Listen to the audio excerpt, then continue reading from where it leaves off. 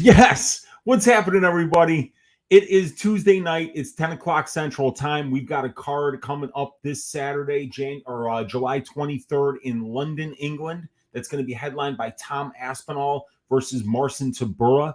Really great heavyweight fight. Tom Aspinall, after a year off and knee surgery, will be making his return to the cage. Really looking forward to seeing what he's got for us there. But welcome to Just the Tip with me, your host, Uncle Weezy. I hope you guys are ready to break down some fights. We've got 15 fights to break down on this card, so we got a ton of work to do today so that we can all stack cash tickets like flapjacks for this UFC London event. And I am looking forward to breaking down this card with you, the chat, with everybody that's watching this.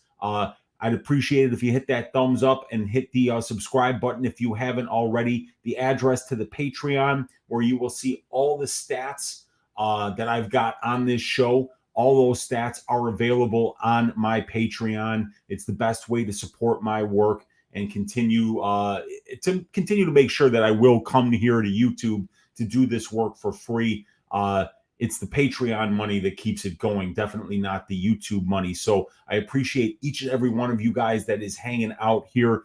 Like I say, hit that thumbs up, hit that subscribe, and get ready to talk some fights with your Uncle Weezy, because I'm ready to break them down for you guys. I've got all the stats. I've watched all the tape. I've got my leans ready. I've already got some track bets for this week, and we'll talk about all of that while we break down this card. What's up with everybody here in the chat? It's good to see all of you already hanging out live here. 23 of you already hanging out live here at 10:05 on a Tuesday night. Let's really quickly here, I'll share my screen with you guys, and we will go over last week's results. 2 weeks ago, because I didn't do a card last week, we had a 1.19 unit winning week. We hit fight doesn't go to decision for Volk versus Rodriguez at plus 124. We hit fight goes to decision for Moreno versus Pantoja at plus 120. We lost fight to not start round 2 for Crute Menefield. That fight finished in the second round, so we lost 1 unit there, and then we lost a quarter unit on an absolute heartbreaker. Dan Hooker to win by KO. He was so close so many times, but just didn't come through. Up 1.19 units, a 37% return on investment. And then last week, I barely did any gambling because I did not break down the card. Took the week off to create a new stats-based product that's going to be basically like the probability show that DFS by the Numbers and I do on the MMA Engine channel. But instead of just doing probability for time props and fight time, we're going to do it for significant strikes. We're going to do it for takedowns, and we're going to do it for fantasy score as well, so that we can break down all of the available props that are available for us to bet on Bet Online, on Underdog Fantasy, on Prize Picks Fantasy. And then if you're a DraftKings fantasy player or a FanDuel fantasy player, a lot of this fantasy stats information that I have is going to be very, very valuable for you. So I'm building what's called the Prize Picks template in order to put all of the analytics in one place for each fight where they offer these kind of props. And as you guys know, I do have a ton of analytics and data going all the way back to 2013. I have the data for every single UFC fight that has taken place from January 1st, 2013 until the present day. And now I've sorted all that information. I've sorted all those fights by weight class. I have all the fantasy scores programmed into the spreadsheets. And now we're going to be able to give you some insane metrics. I'll give you a little sneak peek of it right now before we get to work here on the show. There it is. Okay. So this is the women's 115-pound division. So we've got significant striking data, and these are the benchmarks for the division. And I've got every fight that's taken place here, and all, the stats for fighter A, the winning fighter, the stats for fighter B, the losing fighter. And then we've got fighter A work rates, win bonuses, and fantasy scores, and the same thing for fighter B. And we've got that for every fight. So we take averages and collect benchmarks. So we know now that the average women's strawweight fighter lands 4.09 significant strikes per minute and attempts 9.34 with a 43.78% significant striking accuracy. And you'll see those totals and those averages coded in to the advanced stats spreadsheet that you see here, where you have the heat map, the red and the green numbers and the yellow numbers to indicate average, above average, or below average. But now what we're doing too is we can do that with DFS scoring for DraftKings, for FanDuel, for Prize Picks, for Underdog. And we can determine the winning fighter scoring 3.62 DraftKings points per minute, the losing fighter scoring 2.23. What that averages out to. We can come out with expected values for fantasy points, for significant strikes, for takedowns, and for fight time. Apply that to Prize Picks and Underdog and really find ways to get edges over their model, because my model is probably going to take a lot more variables into consideration. And we can even from here, find out how exactly what the average fight time is for a division. 12.08 minutes in 3-round fights for women's strawweight division and 16.76 minutes in 5-round fights for the women's strawweight division. We can determine how many fights go over 750 seconds, which is 2.5 rounds. It's 71% in this division and 28.69 go under. We can figure out takedowns per 3 and 5 round fights. We can figure out significant strikes for 3 and 5 round fights and find out exactly how many fighters in the division have scored over 55.5 significant strikes, let's say.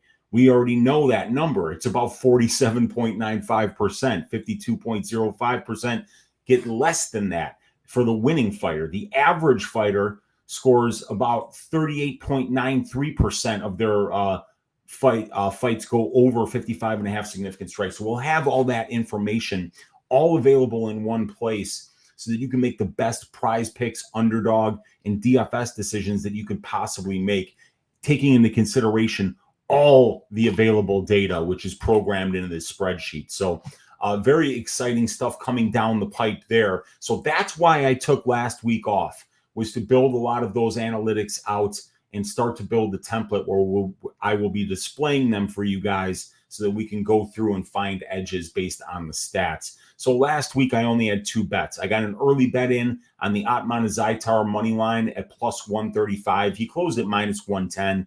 So I did get a really good price on the line. I at least sniped it because it was underpriced. But yeah, he did not look great and he got knocked out. But Mayra Bueno Silva by submission for a half unit at plus 380 cashes for 1.9 units. We're on a 3-week winning streak here, 3.31 units, 1.19 units, 0.9 units, 60%, 37%, and 44% returns on investment. So we're just kind of looking to keep the ball rolling here, and let's break down these fights so that we can continue to do that. Before we do that, let's see what's going on with you guys in the chat. We got my guy Bob Spikerman's here in the room saying, oh shit, the best show on YouTube. Let's get it. And Bob saying, thank you, Weezy. We appreciate the effort, man. I appreciate you for hanging out, Bob. Thank you for joining the show, as you always do. One of the great supporters of this show. A big hearty oi to you, my friend. Ladies and gentlemen, it's Johnny Parsons Fight Week. We finally get to see this young man make his undeserved UFC debut after getting his ass shaved on Dana White's Contender Series by Solomon Renfro, and then being awarded a contract and awarded a win, both of which he didn't deserve, all in the same night. But he will be making his long-anticipated debut so that sharp gamblers can short him against one Danny Hot Chocolate Roberts on Saturday, who himself is not a fantastic fighter at this point in his career. Very interesting fight. I think Johnny Parsons is actually live for a knockout here, but I know that he's been dealing with some injuries that have kept him away from the cage for almost 2 years now. So it'll be interesting to see Parsons back in there. What is up, Johnny Parsons? We got Kristen in the room saying, oi, said with a British accent in honor of this week's card. And she even spelled honor with a U, which means that she really knows the English culture. And it is going to be a great card in London. So oi to you, Kristen. Thank you for hanging out. Johnny saying, can't wait to win for America this weekend. My motivation has been all the slander that this Weezy gent has been speaking since 2021.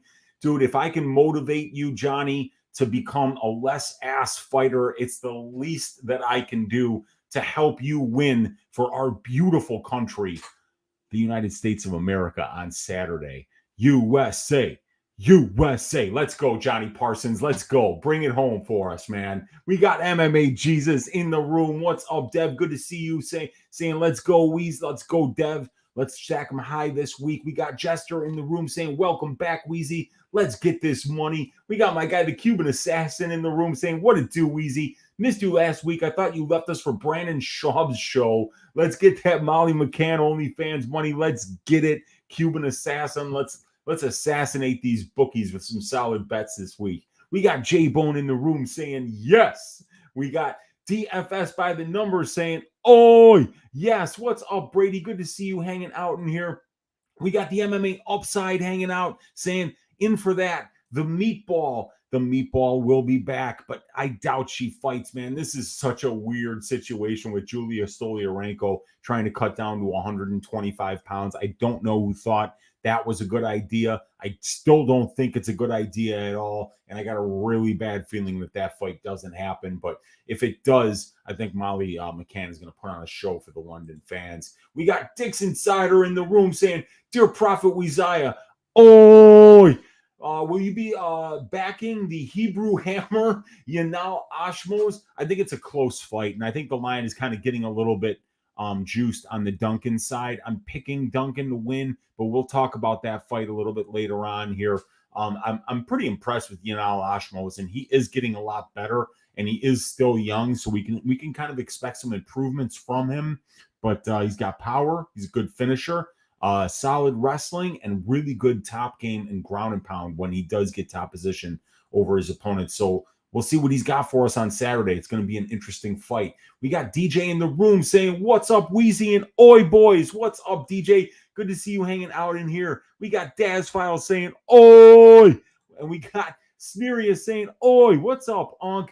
And we got Hope 13 hold together. I think it will. I think we'll get at least 13. So many plays saying the MMA Upside. We got Cole Stein saying, oi, and he's got the flapjacks ready. We got Ice Viking saying, oi, missed you last week. I'm glad you're back in action this week. It's good to be back, man. But like I said, I showed you guys all the stats, man. I did a lot of work on the week off to build this, what I think is going to be a next level product, which will be available on my Patreon for you guys.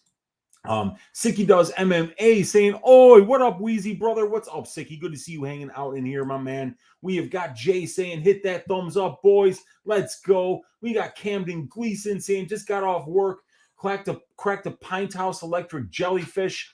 Cheers to you, Camden. Let's get it tonight.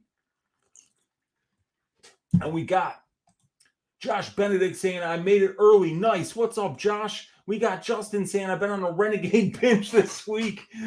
Kind of hoping you open up with the intro. His wife was killed by gambling bet. Now he rides open the open road looking to help others not lose their bet. Uncle Weezy is renegade. You go. Let's go, Reno.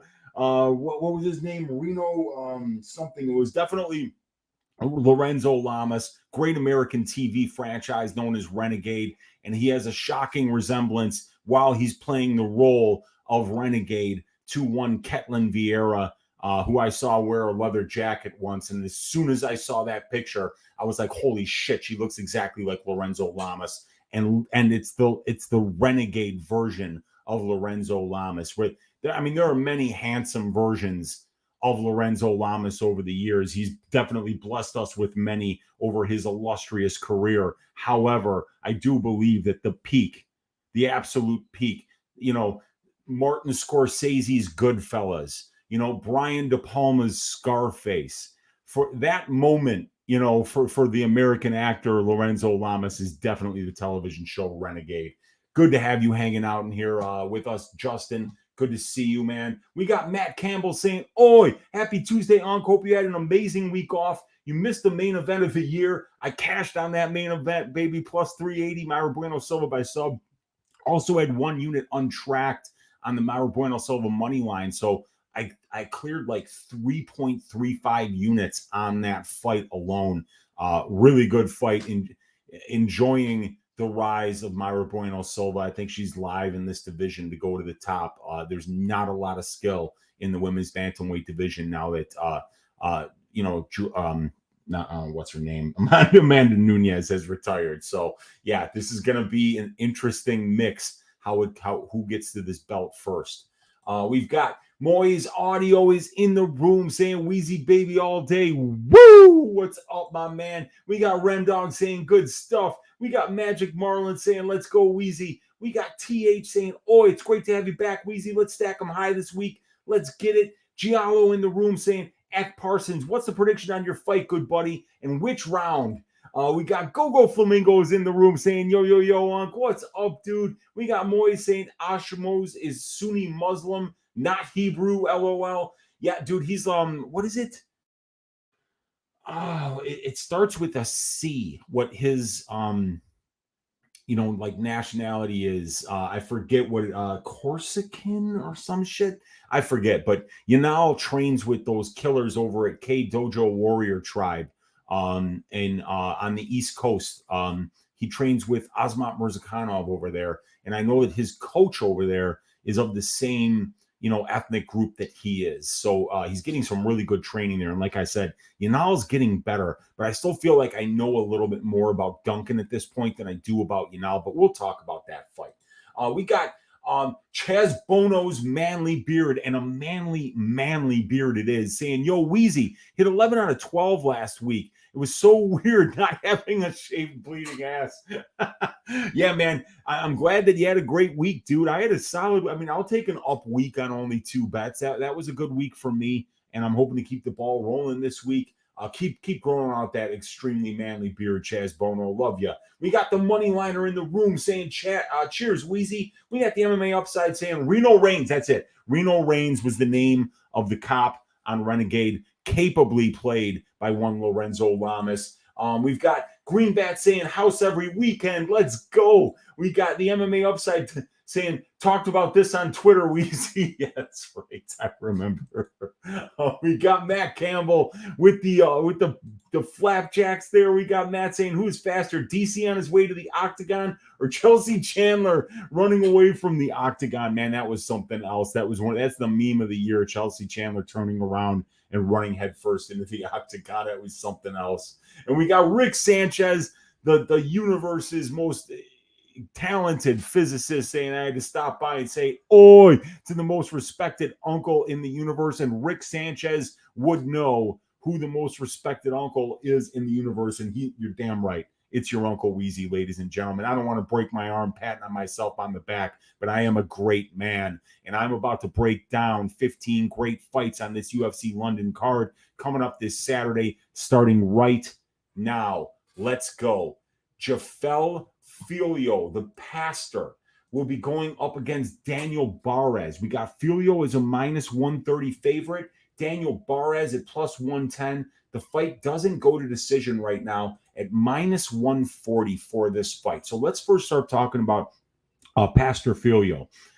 He's got the measurables advantages in this spot. He's 4.5 years younger. He's 1 inch taller, and he's going to have a 2-inch reach advantage here. And Filho is a dangerous finisher. He's finished 13 of his 14 pro wins, 8 by submission and 5 by knockout. So he can get it done any way he wants to get it done. And he's got clean technical striking, and he does flash power on the feet, as we saw in Dana White's Contender Series when he dropped Echeverria in the third and finished him with ground and pound. And he's definitely going to be the more dangerous submission grappler in this spot. He basically finished Makhachev in his UFC debut with a knee bar, but Makhachev just refused to tap to it. Filho is great at getting to his opponent's backs and finishing with chokes, as he has 5 rear naked choke wins out of his 8 submission wins. So this guy is very good at getting to the back, and that's the most functional way to finish a fight at the UFC level.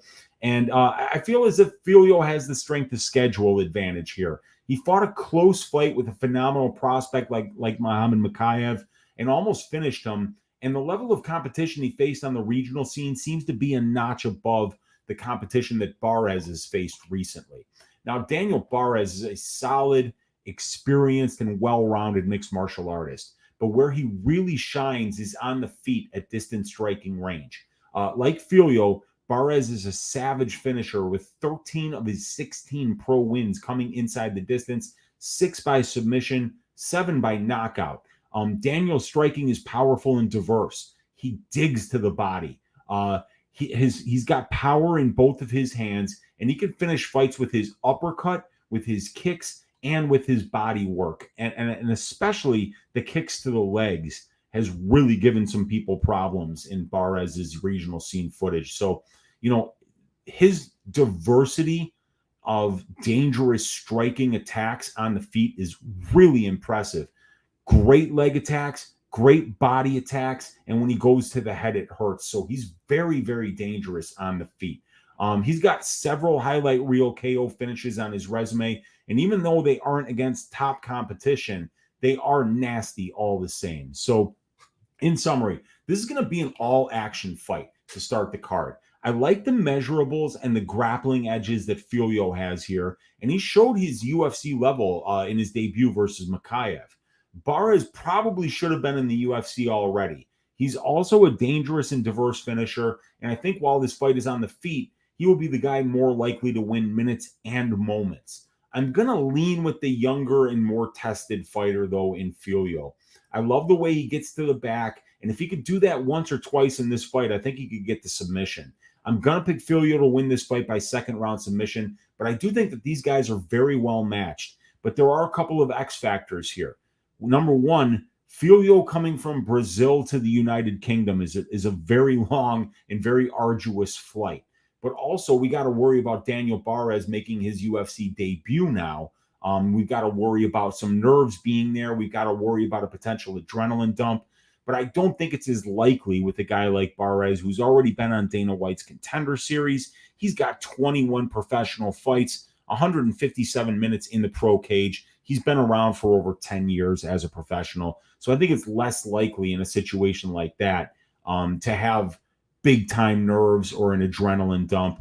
But there's a lot at stake in this fight. So, I'm like I said, I'm going to go with the youth of Filho, with those measurables advantage of Filho. I think that Filho is probably a better striker than Barez is a grappler. So I feel like all that and Filho, in my opinion, having faced a better brand of competition, is enough to pick him here. So I'm going to pick Jafel Filho, and I think he gets it done inside the distance by submission in round number 2. But I'm very impressed by Barez, and I'm really glad he's here. But I think that this is a great fight to start the card, and I think that these guys are well matched. I think the line makes a lot of sense where it is, and I don't have any tracked plays on this fight due to the fact that I feel like the lines are very accurate and there's not a lot of edge to be had there.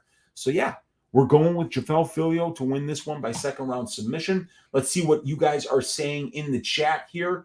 We got Moyes saying, most important stat now, if a fight goes the distance, is head strike efficiency. The fighter with most head strikes gets the nod. That's very interesting.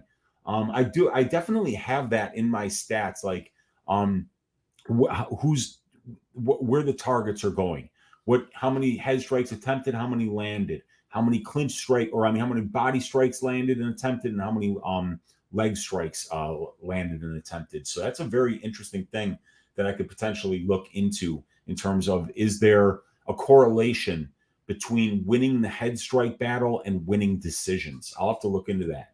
Matthew Chalk saying, I feel you on that pick. I agree, Matt. It's a great fight, man. The pick really isn't very important to me on this fight because I think I'm going to find out a lot about both of these guys in this fight, because Barez is really well tested, as is Filho. Both guys are well rounded, and I think both of these guys probably should have been here a little bit earlier than they got here. And Moyes saying Barez is going to spam takedowns again and get sub via knee bar. It's a definite. I could definitely see that happen. And Filho is very dangerous on the ground. All right, let's get to this next fight, though. We are going to talk about Mama B here, Shauna Bannon, and she is going to be going up against Bruna Brasil. And we've got Shauna Bannon at plus 130, the underdog, making her UFC debut. Bruna Brasil -150 favorite. Fight doesn't go to decision, plus money at +180 for this spot. So let's first start talking about Mama B, Shauna Bannon from Ireland, who will be making her UFC debut in front of a very friendly and raucous crowd on Saturday here. She's going to have a 4-inch reach advantage over Bruna Brasil, who's a very long and tall strawweight. So it's impressive that Shauna Bannon has a 69-inch reach in this division. She's also going to be that home fighter, as she is Irish, and Brasil will be making the long flight from, well, you guessed it, Brazil. So Shauna is undefeated as a professional, so it's hard to know how durable she is, but Brasil has been finished by KO in all 3 of her pro losses. So it's safe to say that Bannon should be the more durable fighter in this matchup, but, you know, this is MMA and anything can happen. So just because Brasil's been finished, it doesn't mean that we don't know that Bannon will be when she loses fights. But we haven't seen her lose yet as a professional. But she does have an amateur career where she had, I think, around 8 or 9 wins and 3 losses. So she definitely had an amateur career before turning professional. Mama B has got a Taekwondo striking base. She is constantly switching stances and throwing kicks to all targets with both legs. Switch kicks get up to the heads of her opponents quickly. So she does a good job of maintaining distance with those kicks. And like I said, the lead leg switch kicks are fast and they get to the head quickly. And then she'll use a lot of those traditional martial arts techniques while kind of like bouncing up and down on her toes, where she's using those push kicks to kind of keep distance, and also using her hands as well. But she trains at Hallahan Martial Arts with Patty Hallahan. And her amateur MMA career, she was known more of a pure striker. But if you watch her pro MMA footage, she started to round out her game and mix in the wrestling, the top control, and the ground and pound to win minutes. Shauna only has 5 professional MMA fights in just over 1 year, but she's clearly improving and rounding out her game. But I think that we're going to find out a lot about her here. But Bruna Brasil is somebody that we don't know a ton about either. I mean, but she's definitely the more experienced fighter in this matchup. She's got 7 more professional fights, almost 70 more minutes in the pro cage in comparison to Shauna. She also has 1 more UFC fight and a Dana White's Contender Series fight, so she won't be suffering the nerves that some debutantes do. Brasil has been the better finisher as a pro. She's finished 5 of her 8 pro wins inside the distance. She's got 2 submissions, and she's got 3 knockouts. And Bruna's got a kickboxing background, and she should be the better range striker in this spot. She's athletic and tall for a strawweight, and she has excellent kicks to all targets, and she's great at countering when her opponents try to close the distance against her. She's the far more functional MMA striking skill set in comparison to Bannon, in my opinion. They're both good kickboxers, but I think that traditional kickboxing skill set that Bruna Brasil has is a little more useful at the UFC level than a Taekwondo skill set. And then Bruna's fought the better brand of competition as a professional. So in summary, Mama B has got a lot to prove in her debut. She only has 5 pro fights, but she fought it as an amateur for 3 years, and she had a 9-win and 3-loss record. So she isn't brand new to fighting, and she does have that Taekwondo base. This is going to be a step up in competition for her, though. Brazil is a solid kickboxer with good size and length, and her kicks are dangerous. Her losses as a pro, all of them by knockout, come against Ariane Carnelossi, Denise Gomez, and then she lost by injury to Jessica Del Boni. She had a knee injury in that fight, so it was like a TKO retirement type of thing. So it wasn't an actual knockout, but she definitely got injured and couldn't continue. Brazil has been in there and beaten better competition than Bannon has. And I don't know if Bannon's minute-winning capabilities on the regional scene are going to translate in the UFC octagon. This is a show-me spot for Mama B. Until she shows me she belongs at this level, I'm going to lean with the experience and the superior technical kickboxing of Bruna Brasil and pick her to win this fight by decision. But this will be a long flight for Brasil, and she'll have to fight in front of a hostile crowd full of drunken Irishmen supporting Shauna Mama B Bannon. So this is not going to be a walk in the park for Bruna Brasil, but I am still going to pick her to win this fight, and I'm going to pick her to win it by decision. Like I say, show me spot for Shauna Bannon. Show me that you can grapple at this level. Show me that Taekwondo base is going to translate at the UFC level to minute and potential moment winning capabilities here. Show me that you can put it all together for a full 15 minutes, because even though she had 2 fights in Invicta, and Invicta is a great place to cut your teeth prior to the UFC, some of the highest level regional scene competition that you're going to see for females. So she does have 2 wins in Invicta, but the other 3 wins come against much lower competition in a smaller UK-based promotion. So I'm gonna go with the experience of Brazil, what I seem to think is the better kickboxer in Brazil, and we'll see how that one turns out. But I'm picking Bruna Brasil to win this one by decision. Let's see what you guys are saying in the chat.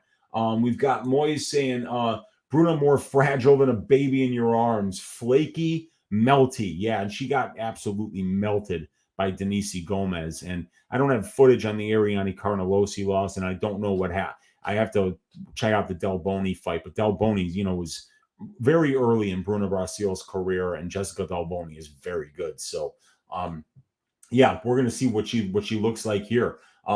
Bannon hides her left kick behind a 1-2. Bruna has her right hand low at waist level. Bannon KO is live. Okay, good. Del Boni tripped her from 50-50 position, and Bruna's knee blew out. Fragile. Yikes.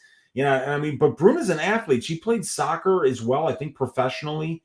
So, but yeah, being a good athlete and then being durable enough to fight as a professional MMA fighter are 2 completely different things. Softer than mushrooms, blueberry butter grilled muffin. Don't make me hungry. That sounds so good. A grilled muffin, buttered, and I love blueberry muffins. So good. That man Mushroom knows how to eat. That is a king amongst men right there. Man eats like a king. Absolutely. So let's talk about this next fight.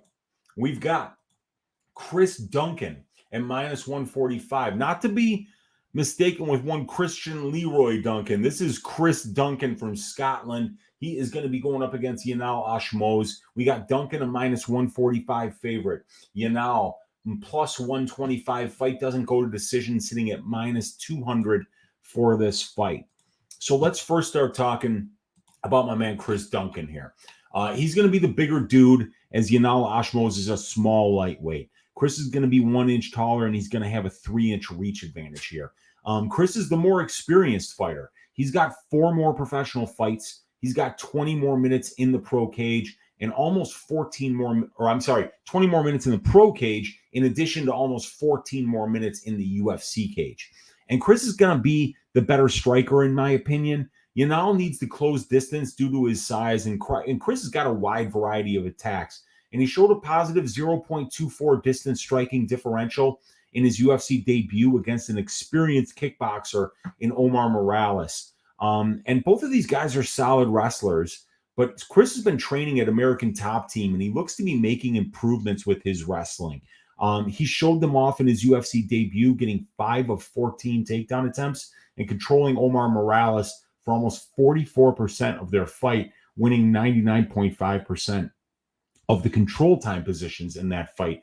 So I like Chris's striking a little bit better here, but I've also seen from Chris on Dana White Contender Series in 2 different fights and at the UFC level now in his debut, really do a good job of mixing in that wrestling. So I kind of feel like he might be a little bit better, just a notch better though, than Yanal Ashmoz everywhere. And obviously there's just more tape on Duncan and more tape against high-level opponents. So we're going to find out a lot more about Yanal Ashmoz in this spot. But in my opinion, Yanal's still a little bit of an unknown commodity here. We've got 1.25 minutes of UFC cage time to judge him on. And he was very patient against Patterson, landed the first big shot that he threw, and knocked him down, and then finished the fight shortly thereafter. So great performance, but we needed to learn a little bit more about Yanal Ashmoz, and I just haven't figured it out yet. So we're going to find out on Saturday against Chris Duncan. But this is going to be a long flight for Yanal, fighting in front of a hostile crowd. So we will see how this one shakes out. Chris definitely has the strength of schedule advantage here. He's been around longer, and he's fought and beaten the superior level of competition. Yanal Ashmoz is almost 2 years younger, though, than Chris Duncan, and he's got some power in his hands. 4 of his 7 pro wins come by way of knockout, and he dropped Sam Patterson with the first punch he landed in his UFC debut and showed off his excellent top control and ground and pound, finishing the fight shortly thereafter. I think the best part of Yanal's game is his ability to control his opponents from top position while landing really good ground and pound. And we saw that on the regional scene from him, that when he did get top position, he tended to stay there, stay busy, and do damage. And then even find those submissions, as we can see here. Yanal Ashmoz has got 7 professional wins. 2 of them are by submission and 4 by KO. So the dude is a good finisher. But in summary, these guys are very well matched, in my opinion. Ashmoz looks to be making massive improvements fight by fight. He showed patience and the ability to be able to capitalize off of mistakes in his UFC debut, and he showed he could finish fights at the UFC level. I'm interested to see how his wrestling matches up with Chris Duncan's. I feel as if Duncan is a little more proven commodity in this spot. He's fighting at home, and from what I've seen on tape so far, his striking and wrestling are just a notch better than Yanal's. So I'll pick Chris Duncan to win this fight by decision. So I'm going to go here. Chris Duncan, the problem to win by Red Fox, over Red Fox, one of my favorite comedians of all time. Good to see Yanal Ashmoz paying tribute to the great comedian Red Fox here. But yeah, even though he's doing such a great thing and paying tribute to one of my favorite comedians of all time, I still do have to go with Chris Duncan by decision because I feel like I know more about him and that there's more evidence to suggest that he's a little bit better all around than Yanal Ashmoz is at this point. Okay. Let's see what you guys are saying in the chat here. We got Low T City Ortega. Ring ding ding, you guys, with the $7 donation saying, "What's up, Weezy? I got 3 units on Wood at -200. Hot take, but I think he's value up to -250 with his speed, technique, age, durability, and home crowd." Watch the tape on him versus Jordan. And yeah, his pocket boxing is really good. And I love the way that he counters. When he's in that pocket, he is so confident with his counters. He's so confident in his chin and his ability to be able to take a punch that he does great work in the pocket. And he shows surprising power for a former bantamweight at the featherweight division. So I'm looking forward to that fight. It's going to be a stiff test in Andre Philly. And I'm personally on the other side in terms of line value. I kind of feel like at -200 Wood, +170 Philly, that the value is on Philly, but we'll talk about that in a little bit because I still am picking Wood to be the winner of the fight, my man. Siggy Does MMA say, people think, Ashmoz is a one-punch KO artist after fighting a fraud in Patterson. I bet Ash there as the odds weren't right at all. Duncan is the minute winner by far here, in my opinion. I got Duncan at +100. Yeah, I think he is going to be the better minute winner unless Yanal winds up getting on top, in which case I think he could give Chris some problems. We got Low T City Ortega saying, "I like Duncan's camp at ATT." And Slava Klaw's left hook, Ashmo's left hook. Very interesting. Could be the way that Ashmoz finishes him because Slava Klaus did finish him with that left hook. Chris Duncan is slow on the feet, says Bob Spikermans. Sicky saying, people will say Duncan gets hit, but the shots that hurt him were by legit strikers such as straight shots and counters. Ain't doing that. Ashmoz didn't look good versus Hughes, who sucks. Yeah, and that was the fight on PFL Contender Series where Ashmoz got that decision win against that dude Hughes, who I think had a 5-3 record in that fight. And that was the fight that got him signed to the UFC. So he came into the UFC as an unknown commodity. Then he wins in a minute and a half. Knocks out Patterson with the first punch he throws. So, like I said, we're going to find out a little bit more about this time around. Hand speed is key. Love Duncan, but don't overrate Euro trash grappling. Yeah, I hear you, man. But he is at ATT now. I mean, like, you can call Marc Diakiese a Euro trash grappler too, but don't say that in front of Slava Claus or Damir Hadzovic, because those guys got absolutely drowned by that Euro trash grappler who's training at AT&T as well. So, you know, you can get better when you come to the States, because the wrestling pedigree of the athletes here is much better than it is over in the UK. Jester saying all England parlay plus 4,377. Well, if you would have done that on the Canadian card, you would have done really well. But obviously, you would have done Canadian fighters instead of English fighters. But yeah, man, it could absolutely work. You never know. Vulgar Sports Channel saying, what's good, Meech? Oh, what's up? Good to see you in here, my man. DGen for Life saying, let's go, boys. Lorenzo Lamas rides into London this week. Let's go, Weezy. Yes, sir. The value is 100% on touchy-feely. Go Flamingo agrees with me on that one, but we're going to talk about that fight much later, because we've still got 12 more fights to break down, you guys. We got a lot of work to do. The next one that we're going to talk about, we got Lorenzo Lamas, Reno Reigns in Renegade at minus 145 going up against Pannie Kianzad plus 125. We got the fight doesn't go to decision at plus 215. And I mean, you know, just so you guys think I'm not being a prick, you know, if we do Lorenzo Lamas Renegade, you know, and you just bring up the pictures, you know, and you see that picture there, you know, it's not as good there. It's good there, right? And then we just go.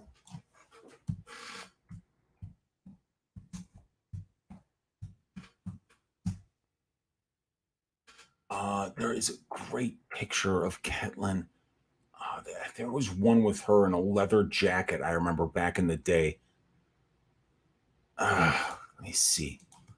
Let me try leather jacket. See if we can find it. Yeah. Come on, man. I mean, come on, right? I mean, dude, that's Lorenzo. That's Lorenzo, ladies and gentlemen. So yeah, I'm not crazy. You're crazy. Okay, that you're crazy. That's who's crazy here, not me.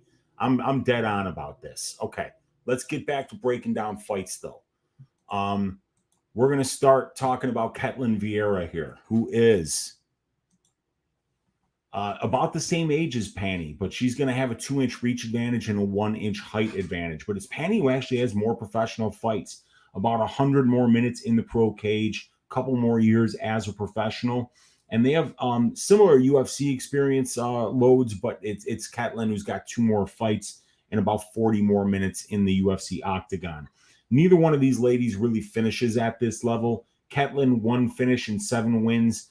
Pannie Kianzad, 0 finishes and 5 wins, and they have been finished in 2 of their 6 combined UFC losses. Ketlen Vieira has good striking, but the metrics don't really show it. She's landing 4.49 strikes per minute at distance and absorbing 5.31 for a negative 0.83 distance striking differential, while we see Pannie landing 7.2 and absorbing 5.5. That's a positive 1.7 distance striking differential. And you could see she's 10% more accurate than Ketlen Vieira is. So while this fight is on the feet, you know, I mean, I don't think Ketlen is out of her depth striking against somebody like Pannie Kianzad. It's just Pannie does have the better metrics at this level right now. So, and when you look at the strength to schedule metrics for these 2 ladies, they've been fighting a very similar level of competition over their respective UFC careers. So I think that we can kind of, because distance striking numbers are so predictive, I think we can say with some measure of confidence here that Pannie Kianzad, who's 10% more accurate than Ketlen, who lands about 2.7 more distance strikes per minute than Ketlen, who throws about 3.25 more distance strike attempts per minute, and has a similar distance striking defense. And she has been knocked down 4 times, though. I mean, I'm sorry, 3 times. Wait, what is it? 0.65%.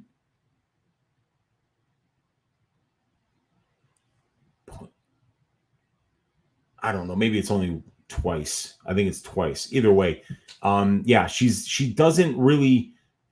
She gets hit a lot more for knockdowns than Ketlen does, but other than that, it does look like Pannie can absolutely hang on the feet here. And Pannie's got 80% takedown defense, but she does give up 25.76% control time to her opponent. So while Pannie, I believe, might be the better minute winner at range, it is Ketlen Vieira who's done a better job of getting takedowns. Look, she's attempted 35 takedowns and her opponents have attempted 28, but Ketlen's gotten 14 takedowns and her opponents have only gotten 2. So I kind of feel like with Ketlen Vieira's 93% takedown defense over a 10-fight sample size and over 150 minutes in the UFC cage, that it will be Ketlen who gets 1.36 takedowns per minute while Pannie only gets 0.4. It's going to be Ketlen who's more likely to win minutes in the grappling exchanges here. And like I said, these ladies, 1.12 overall win-to-loss ratio for Ketlen Vieira's UFC competition, 1.24 for Pannie.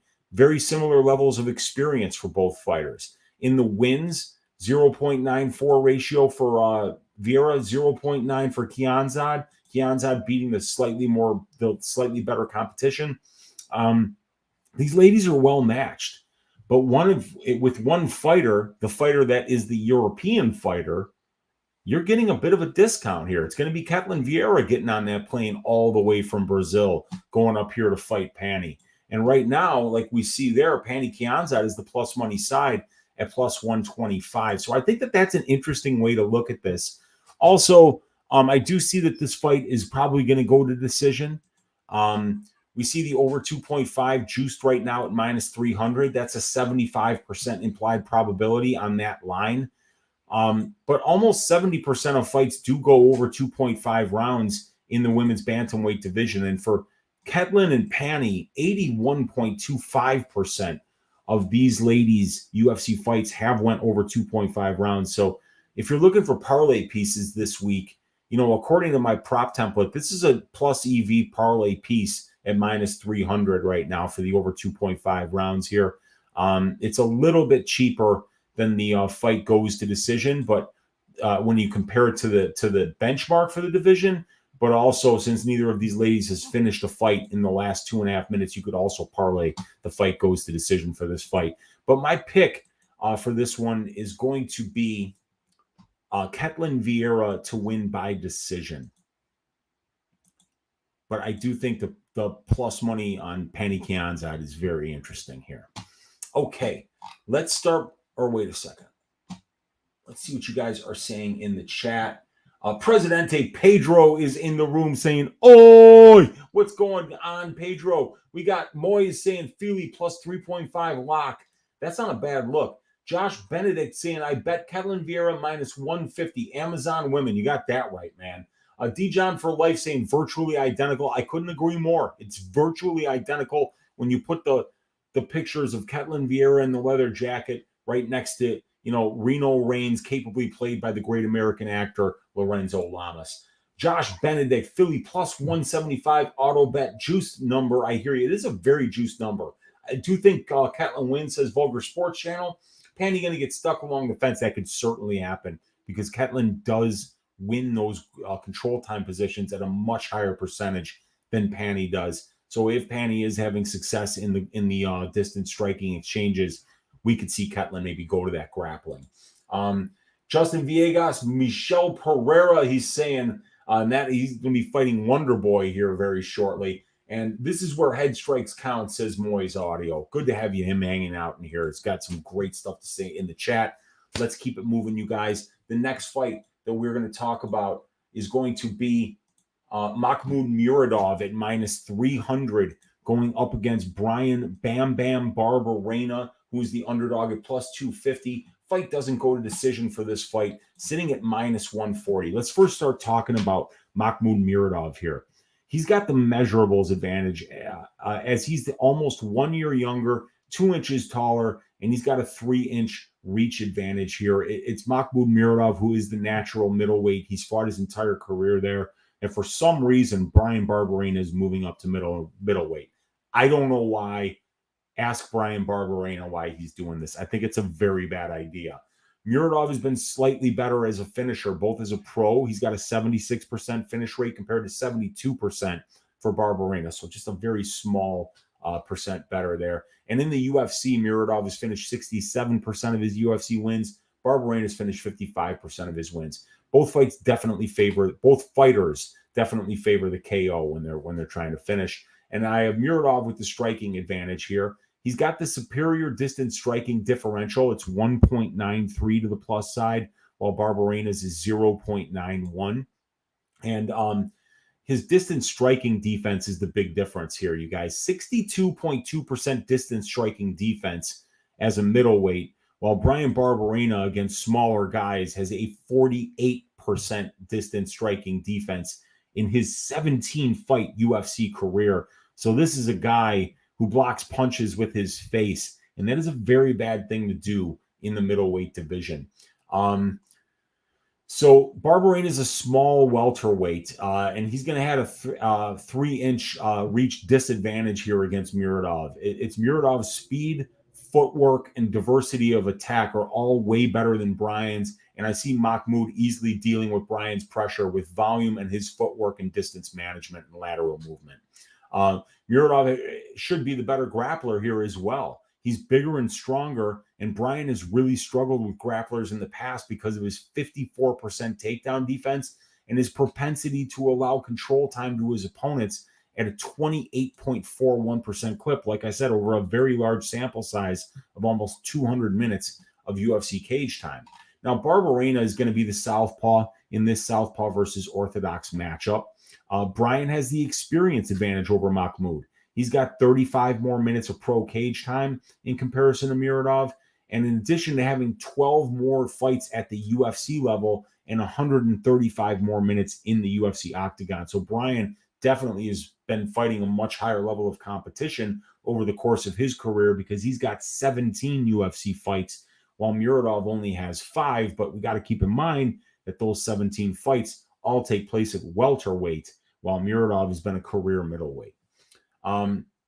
Bryan's got very good UFC striking metrics. Very good, you guys. He's durable. He's willing to take 2 to give 1. He pressures and drowns his opponents in volume. Bryan's throwing 15.67, as you can see right there, distance strike attempts per minute. That's 3.36 more than Muradov throws, and that's 5.48 more than the divisional average for middleweights.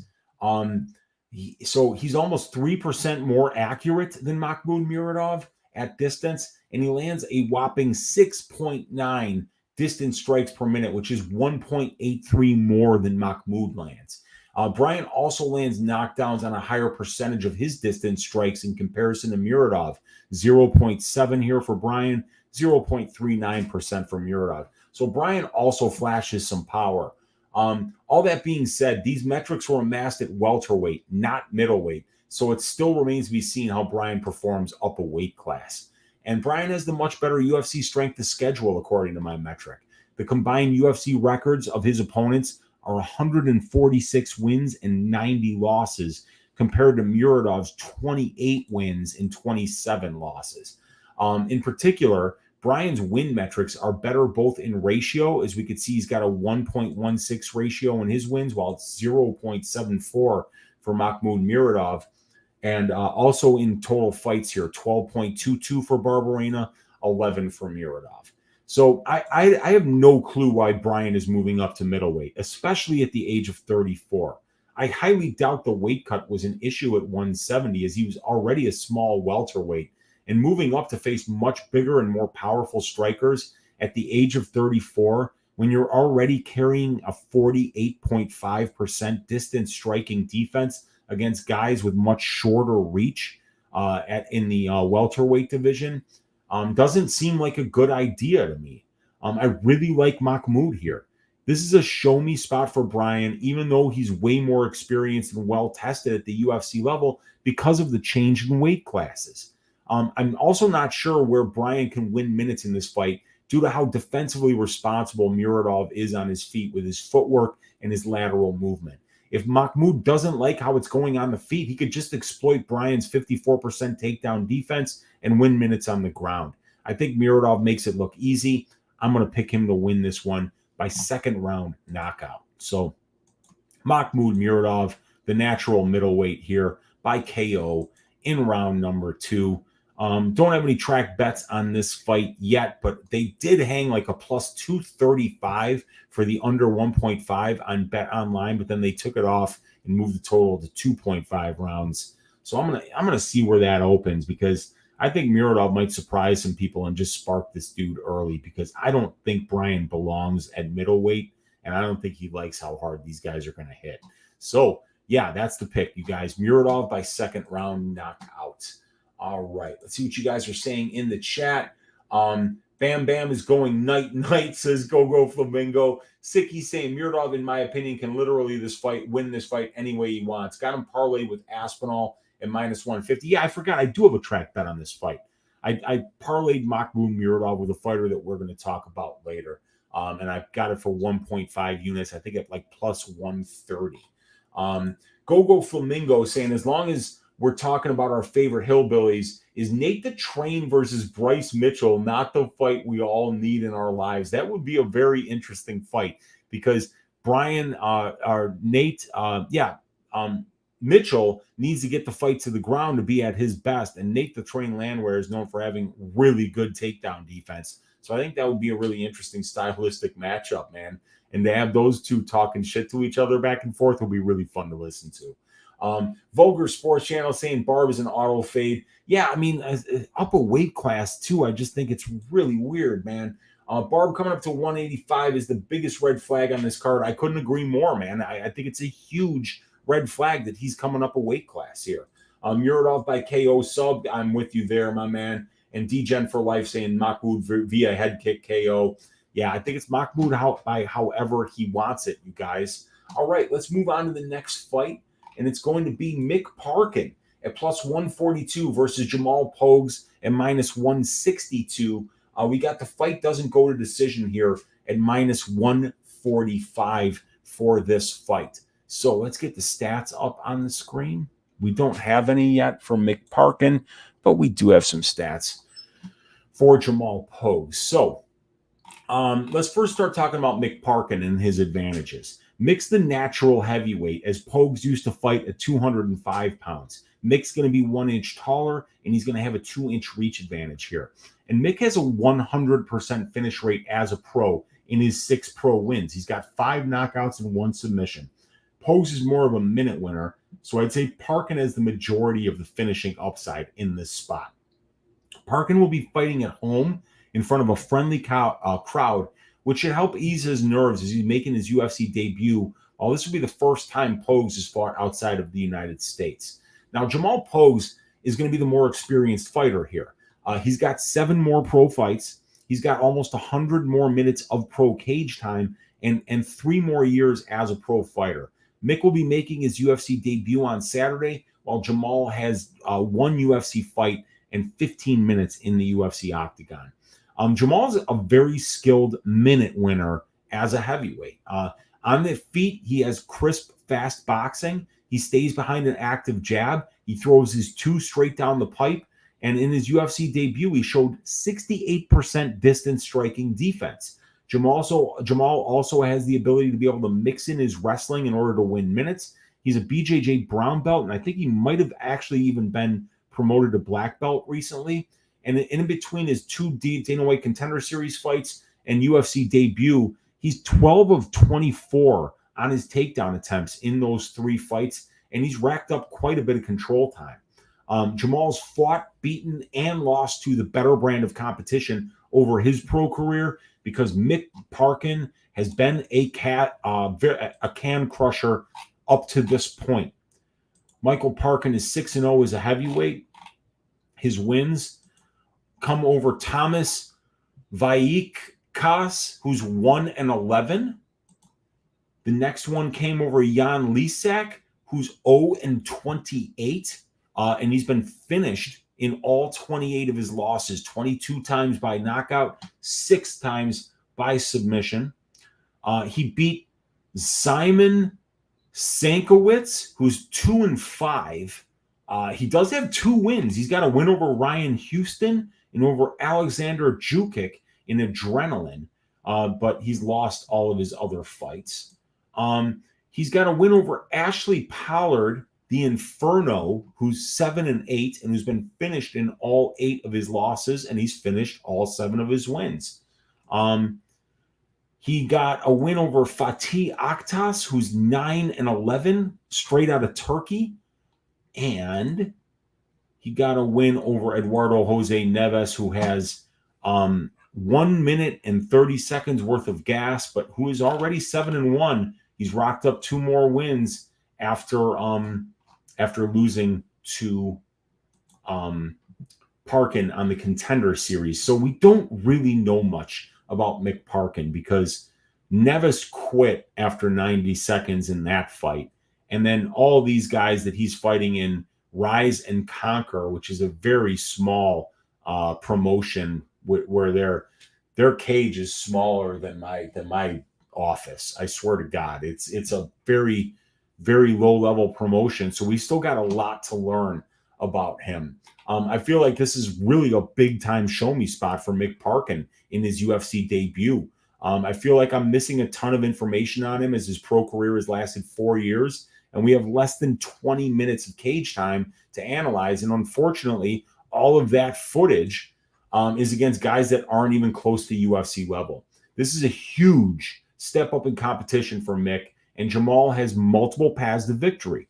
He can win minutes with both his boxing and his wrestling. If Jamal fights smart, and I think he will, I see him winning a decision here. So I'm going to pick Pogues to win this fight by decision. Mick Parkin making that UFC debut. He's less experienced. He's fought the much worse brand of competition. Jamal Pogues has showed off really good 3-round heavyweight cardio, and we have to worry with Parkin making his UFC debut about the nerves, about the potential adrenaline dump. And if Jamal Pogues fights smart and he can find a weakness in Parkin's game, he has the toolbox in order to find that weakness. So I'm going to have to go with Pogues here. And Pogues really isn't much of a finisher at this level. Those jabs, they do damage, but they don't really knock you out. So Pogues to win by decision is plus 200 on BetOnline Sportsbook. It's still there.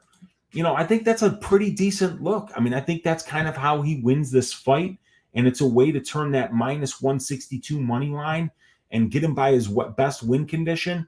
And then you're turning that into a 33% implied probability at plus 200 rather than paying, you know, about a 61% implied probability, 62 even at minus 162. So I'm interested in Pogues, Pogues by decision at plus 200. I think that's a pretty good play.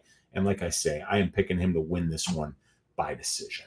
All right, let's see what you guys are saying in the chat about this fight. We got Strickland's Burner is in the room. What's up, dude?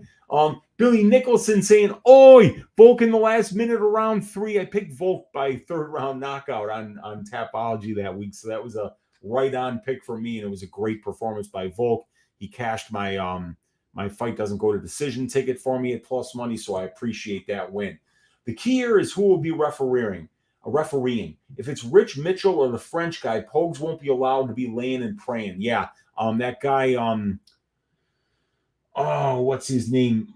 Montalvo. I think Montalvo a lot of time works in Abu Dhabi, but Montalvo will just stand dudes up.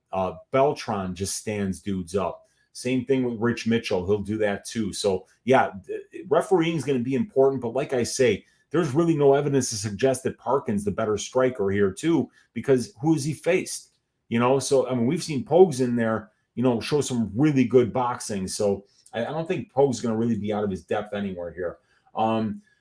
Billy Nicholson saying, laughing out loud at parlaying Aspinall. Your parlay going to need reconstructive surgery like he did after that Blades fight. Yeah, I mean, it's a wide-ass line.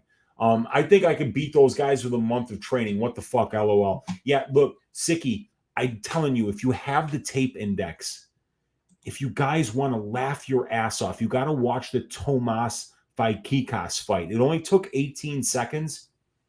Vaikikas goes up like this. He kind of like walks up and he's got a really tight guard like this. Parkin lands a right elbow to the forearm, and Vaikikas fakes like he's knocked out and falls flat on his fucking face completely. And then then Parkin looked like he didn't know that the dude was going to throw the fight. So he's kind of like standing over him, but like, what the fuck is this? And then the referee just kind of walks in 2 seconds later and then just waves it off. These guys are the biggest bums. I mean, every one of these guys except for Neves, who actually has a 7-1 record. And it looks like Neves just maybe had an adrenaline dump or just wasn't, he's not ready to fight maybe more than 2 minutes. But yeah, this is a huge step up in competition for Mick Parkin. Curtis Clark saying 0-28. Never give up. It's right. Dude, he can get that win one of these days, man. 0-69 is the limit. Strickland's burner saying trains with Tom. Yes, he does. Strickland's burner with the eyes. Sicky saying Jorgen De Castro and Maurice Green trains with John Jones. That's Strickland burner. That's so true.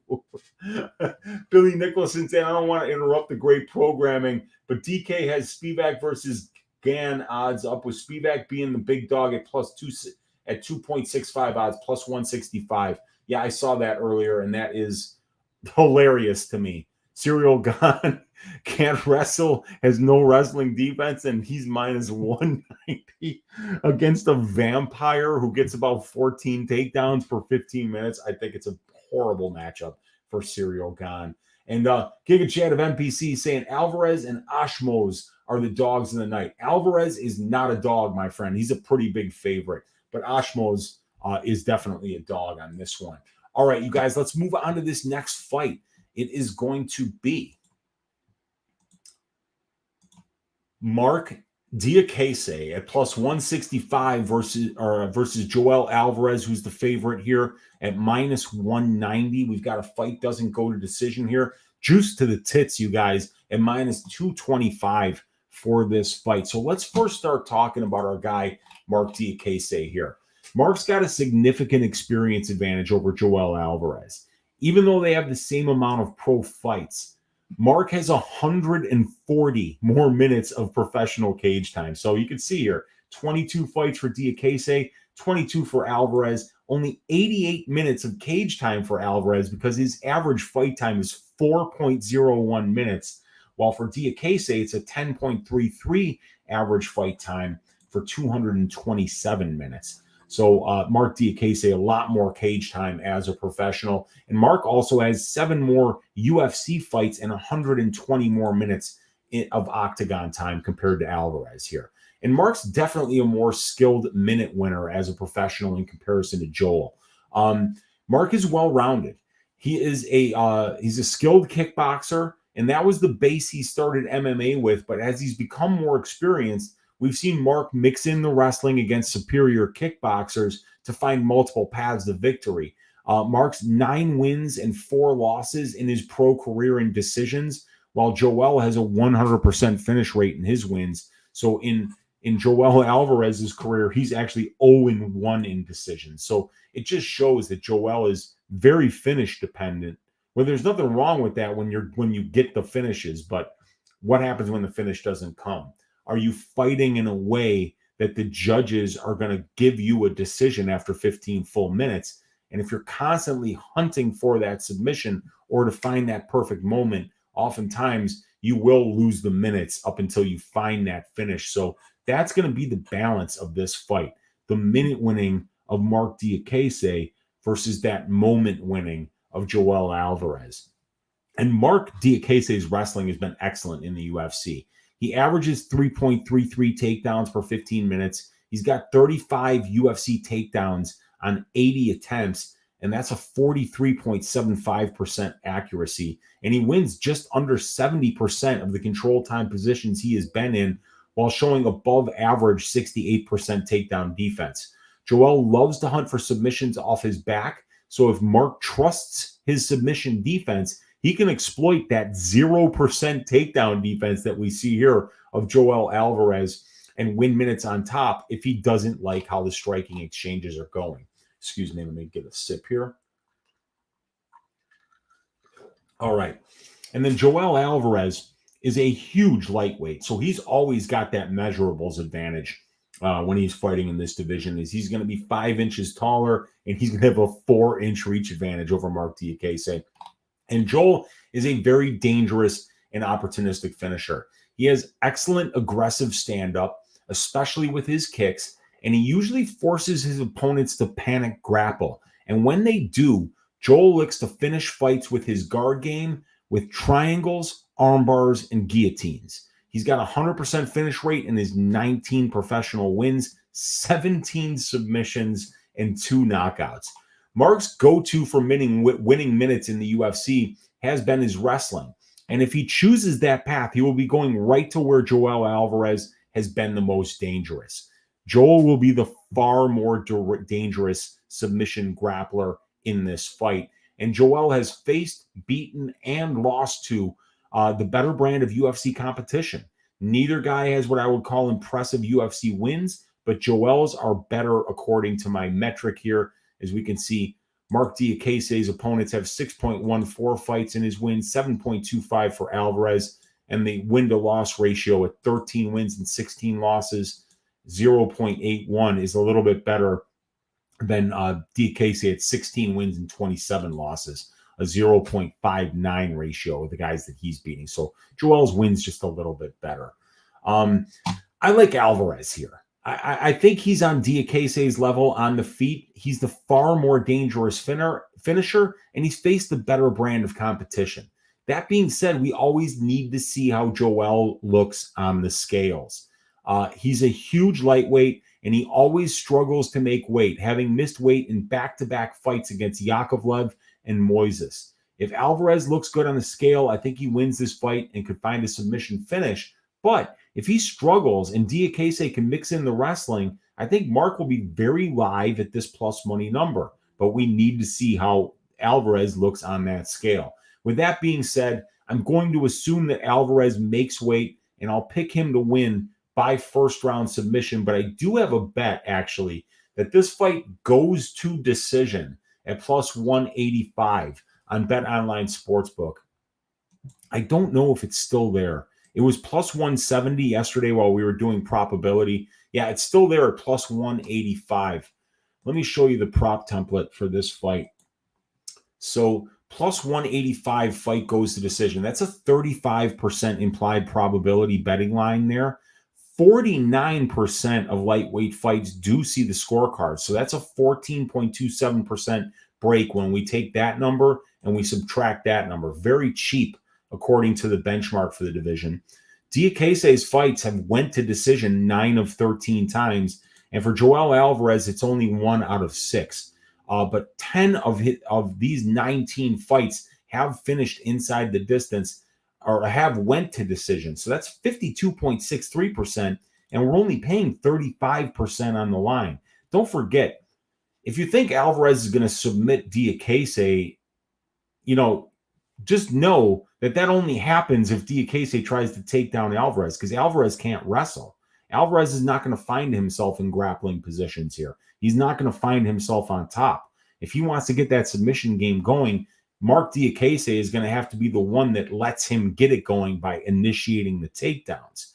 So I think if these guys stand and bang, I think it's going to be a 3-round striking decision. And I think if maybe Marc is smart and waits till 30 seconds left in the round, 45 seconds left in the round to shoot that takedown in the close round to try to win it, I think that he could potentially win a decision here. And I think that at plus 185, it's just a really cheap line. I played it. It's a plus EV bet according to all of the analytics. And I could see Marc Diakiese saying, you know what, we're going to make this a striking match, because if Rafael Fiziev couldn't knock me out, I don't think Joel Alvarez is going to be able to. So very interesting stylistic matchup. But like I said, I'm going to pick Joel Alvarez to win this. And if you pick Joel Alvarez, you might as well pick him to win by submission and do it early, because that's usually how he wins fights. But like I say, at plus 185, an only 35% implied probability. I love the fight goes to decision here, and I think it's a plus EV bet that will cash if Marc fights in a certain way here. But Alvarez to win is going to be the pick for this fight. All right. Let's see what you guys are saying in the chat here. 1 hour and 15 minutes into this show. Looks like we've still got 1, 2, 3, 4, 5, 6, 7, 8 more fights still to break down. 69 of you in here hanging out live with your Uncle Weezy. I appreciate each and every one of you. Hit that thumbs up if you like the programming. Hit that subscribe if you aren't already subscribed to the channel so you don't miss out on any of the great content coming up. And if you want to support my work above and beyond coming here to YouTube to watch it, please consider joining the Patreon. The link to that is in the description of this video, and it's the best way to support me, and you'll get some fantastic stats that only I have when you join that Patreon. I work really hard on providing these analytics, curating them, updating them, and trying to find ways to analyze them to make them correlate to winning bets. And it's been working pretty well. I'm a long-term winner on Bet MMA tips. So let's keep that ball rolling. And if you want to support me, please do it on the Patreon. Okay, we got, let's see. Diakiese getting gillied, says Moy's audio. Well, yeah, that's a very high probability because Joel Alvarez's guillotine is nasty. Gogo Flamingo saying dangerous Davey Grant is the underdog of the card, plus money against a kid that has a resume full of cans. We're going to talk about that one shortly, Gogo. Sicky says Alvarez a worse olives, LOL. I got Alvarez minus 150. Yeah, he is kind of like that, isn't he? Where Charlie will do some wrestling offensively, but it's just all about that awesome guard of his and how he can just be so aggressive with his submission attack. We got Victor De Jesus in the room saying, late, but I made it, Unc. Oi, busy as hell at work, dude. I appreciate you joining us, Victor. Let's find ways to stack cash tickets like flapjacks this week. We got Dr. Sneck in the room saying, oi, what's up, dude? We got Magic Merlin saying, do you think Marc has better striking or no? I think Marc's got really good striking, but I think it's probably on par with Alvarez's because Alvarez is very dangerous. And because Alvarez doesn't care if you take him down, because he wants to be off his back and he's so aggressive with his submissions, he could be very reckless with those kicks. He can just spam volume, and he can be a very difficult guy to deal with, especially when he mixes the pressure in with those kicks. He can be very dangerous on the feet as well. So I think that their striking is going to be on a similar level. I do lean Diakiese. Gogo saying, what's up, Victor? You made it in time for the better fights. You got that right. Justin J saying, oi, howdy, Weezy in chat. What's up, dude? We got Chaz Bono's made manly beard saying 69 dudes. There we go. Victor De Jesus saying at Gogo Flamingo, what up, brother? We got a donation from Brandon Targak. Ring a ding ding with the $1 donation. Thank you so much for donating to the show, brother. Appreciate you so much. Love it when people financially support the show.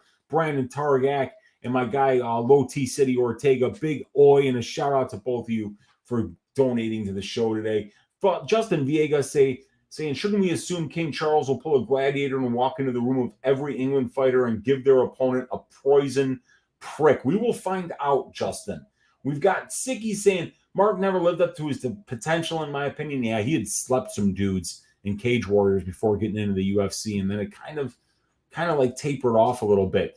Not much, but love the content. First time donating has to go to Unc. I appreciate you, brother. Dude, it means a lot when somebody actually takes money out of their wallet and donates to the show, man. It's a buck, but it's a buck, and it shows that you appreciate the content and you're willing to give me a little something for it. So thank you so much, Brandon. I appreciate you, brother.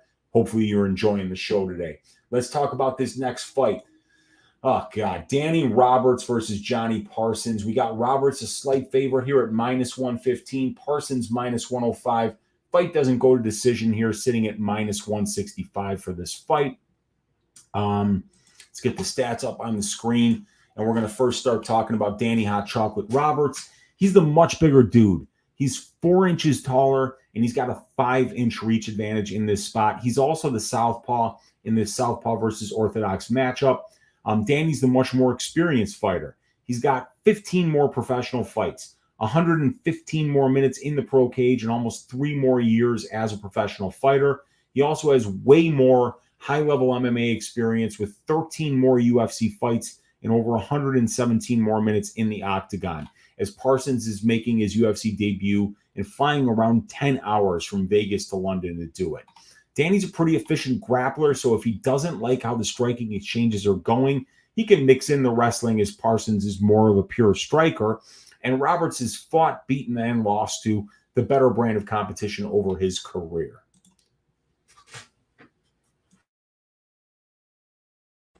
Excuse me, guys. All right.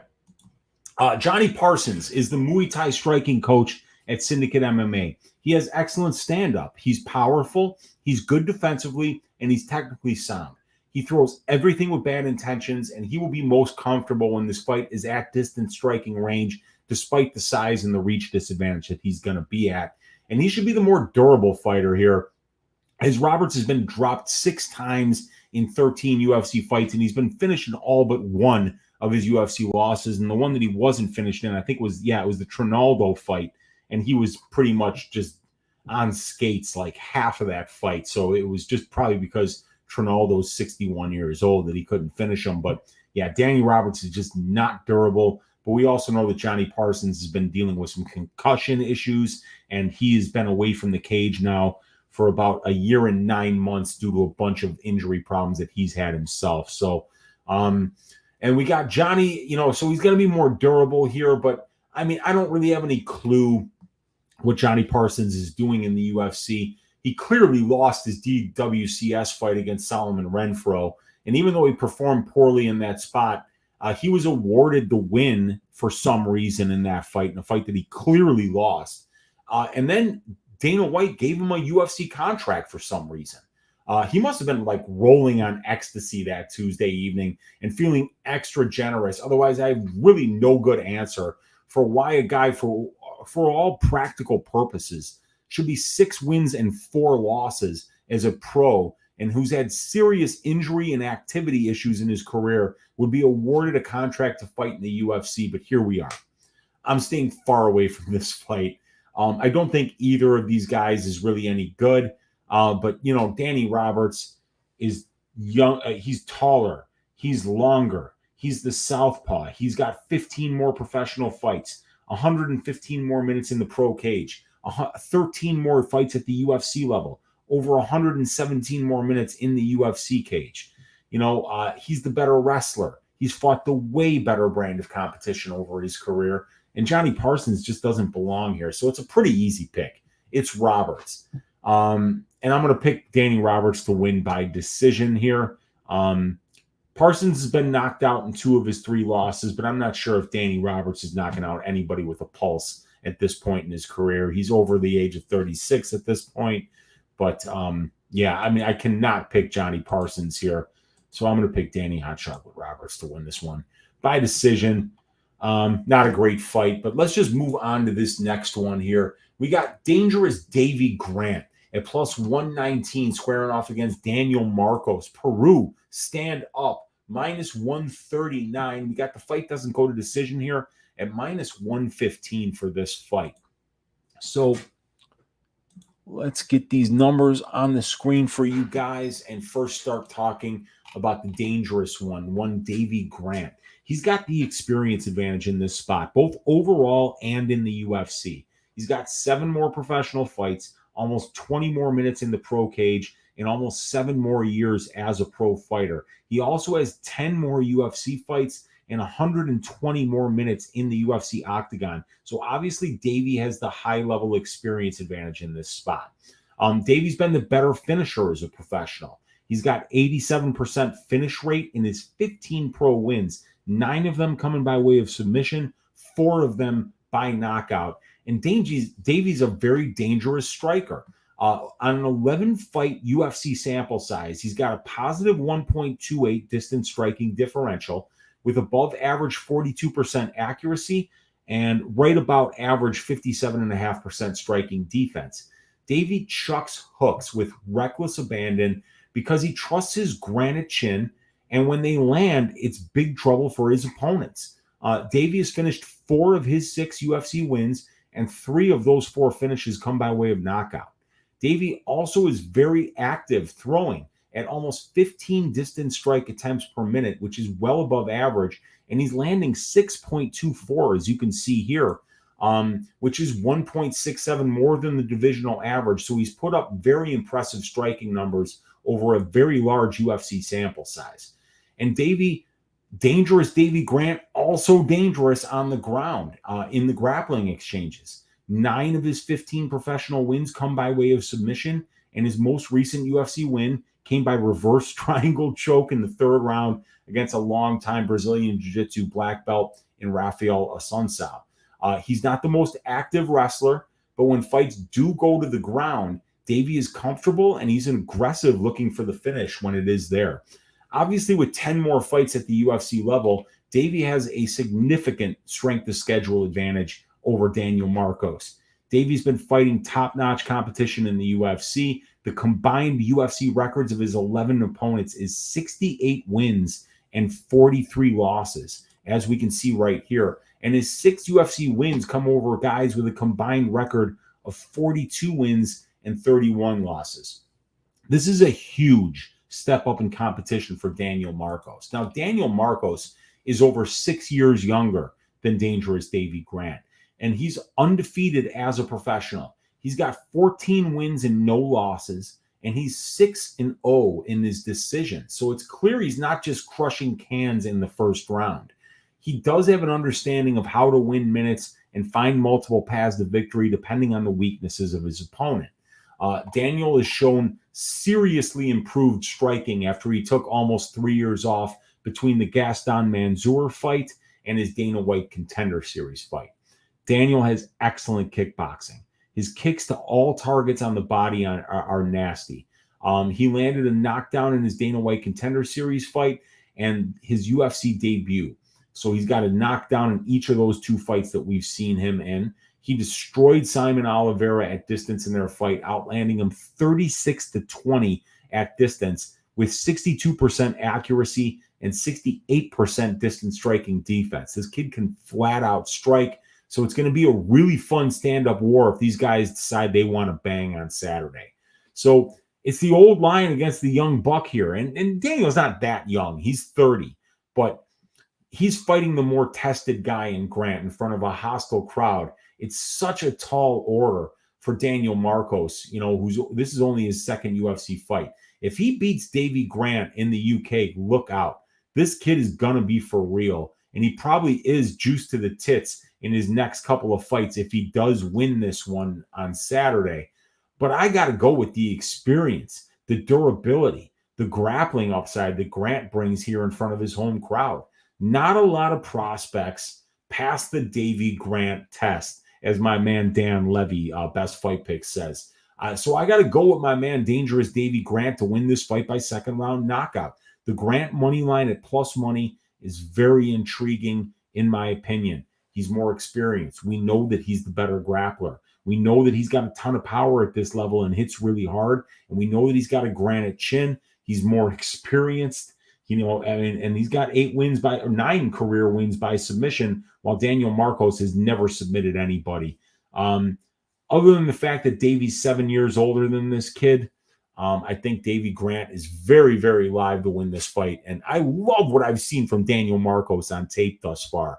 But man, is this a tall order. And like I say, if Daniel Marcos goes to the UK and beats Davey Grant, look out. This kid's for real. But this is a test that I got to see him pass before I believe that he'll pass it. So the pick is going to be Davey Grant by 2nd round. Knockout. The dangerous one. Can't wait for that fight. That's great matchmaking. That's a special fight. I can't wait for that one. Let's see what you guys are saying in the chat here. Weezy rooting for a Parsons 1-punch KO so we can fade him. Yeah, that would be pretty cool because I won't lose any money if Parsons wins this fight because I don't have anything on Danny Roberts here. I don't think he's worthy to lay juice on either. It's the lowest level fight on the card for sure, without a doubt, man. Don't forget, Davey Grant got robbed against Giannis. Yeah, I don't know if he got robbed. I went back and I watched that fight. It was a very close fight. I wouldn't say that he got robbed, but that one could have went either way. And I think that Daniel Marcos could potentially wind up being a better prospect than Adrian Yannis, but he's got a lot to prove before anybody's going to say that about him, that he's better than Giannis. So this is going to be the first step for him to prove that he's, not only UFC level, but potentially a guy that could crack the top 15 in Daniel Marcos. But dangerous Davey Grant, like I say. He's so well tested, and it's such a tall order to give a young man like Marcos this guy on his second fight. Surprise, surprise! Another close fight goes to the up and coming UFC star. Yeah, I know. That's what happens. The UFC is a corporation. They are for profit, and if they tell the judges we would prefer it if fighter A wins, they'll find a way to make fighter A win. Whether it's the referee that does something, whether it's the judges, whether it's anything that happens, they find a way. Chaz Bono's Manly Beard saying, nothing wrong with two guys who want to bang on a Friday. On a Saturday night, Chaz Bono's Manly Beard, Saturday night is when we stand and we bang in the UFC octagon. We got Magic Barlin saying SBG and plus money. Let's go. Let's go, man. And we got Grant has 9 subs on his record, including against Asun Sao in his last fight. He can always mix in the takedown if things go south for him. I agree with you there. And I think that that's where he's got the biggest advantage in this fight, which is why I believe a Davey Grant money line is a very good bet this week at plus money. What's the best line available on Davey Grant's money line right now? Plus 119. We got plus 122 on CloudBet. My books, DraftKings and FanDuel have 120, 116, and then 119 on Bet Online. I'll have to see where he is on William Hill. But, I think that those are good lines. And it does look like the money's still coming in on Marcos here on Bet Online, so we'll have to see. But I think it's a great spot. Marcos for real, says Dad's Files. Last time you'll see him at these odds. Yeah, man, especially if he wins, dude. If he wins, I mean, come on. Then you really know that like Marcos is going to be juiced to the tits going forward. But I think the dude is for real. We're just going to see if he can pass this test on hostile soil with a long flight against a much more experienced fighter. All right. Did I put that in there? Yeah, I did. Beautiful. Let's move on to the next fight. We're going to talk about Laron the Miracle Murphy going up against Josh Kulabau. And we got Laron Murphy at minus 130. Josh Kulabau plus 110. Fight doesn't go to decision at plus 145 for this fight. Okay, let's first start talking about Laron Murphy's advantages after I have a sip of this delicious beverage. Okay, Laron should be the faster, more athletic fighter here. His striking metrics at distance are very good. He's got a positive 1.22 significant striking differential, actually distance striking differential, and 61% distance striking defense. He has nasty low leg kicks. He constantly switches stances on the feet and shows different looks. And when he gets in top position, he's got really good ground and pound. Laron's efficiency in the grappling exchanges is really impressive. Laron on paper has bad takedown defense. You can see here, 43.33% on 30 attempts against. However, Laron has attempted 8 takedowns, and his opponents have attempted 30. So 8 attempts for Murphy, 30 attempts for his opponents. Yet it's Murphy who's out-controlling his opponents at a 1.42 to 1 ratio, winning 58.76% of the control time positions, out-controlling his opponents almost 28% to 19.5%. Laron will get sloppy and give up advantageous to positions to his opponents on the ground, but he's an excellent scrambler, and he finds his way out of these bad positions that he seems to be constantly putting himself into on the ground. And according to my strength of schedule metric, Laron Murphy has fought the better and more experienced brand of UFC competition compared to Kulabau, and in particular, his wins are better. As we see, Kulabau and his 3 wins are over guys with an 8-win and 8-loss UFC record, while Murphy is beating guys that have a 21-17 record. They're a little more experienced, and they got a better win-loss ratio than the guys Culibao is beating. Now, for Culibao, he's going to be 3 years younger, and he's going to have a 1-inch height advantage over Laron Murphy. And even though Laron and Josh have the exact same amount of pro and UFC fights, it's Josh who has over 50 more minutes in the pro cage and 5 more minutes in the UFC octagon. And Josh also, like Laron Murphy, has really good kickboxing. He's got a positive 0.79 distance striking differential with 41% accuracy and an excellent 65.74% distance striking defense. Where Josh really stands out is his power. When he's in the pocket, he's not afraid to trade bombs, and he's landed 3 UFC knockdowns while absorbing 0. So he trusts his chin, and he trusts his power. Laron Murphy's landed 1 knockdown in the UFC, and he's also absorbed 1. So Josh Culibao probably with the power differential advantage here. I think that this is a close fight, but I do lean with the home fighter in Murphy. I think they are really well matched on the feet. And since Culibao and Murphy have combined for 3 takedowns in their 10 UFC fights, I could see this being primarily a striking match. Josh will be making the trip from Australia to London here, and that's at least a 20-hour flight.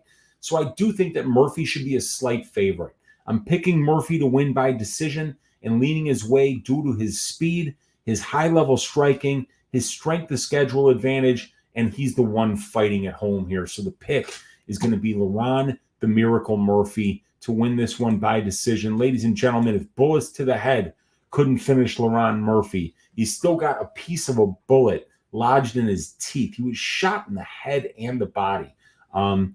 If that couldn't kill Laron Murphy, I don't think Culibao can, but it's a great fight. I do think that they're really well matched.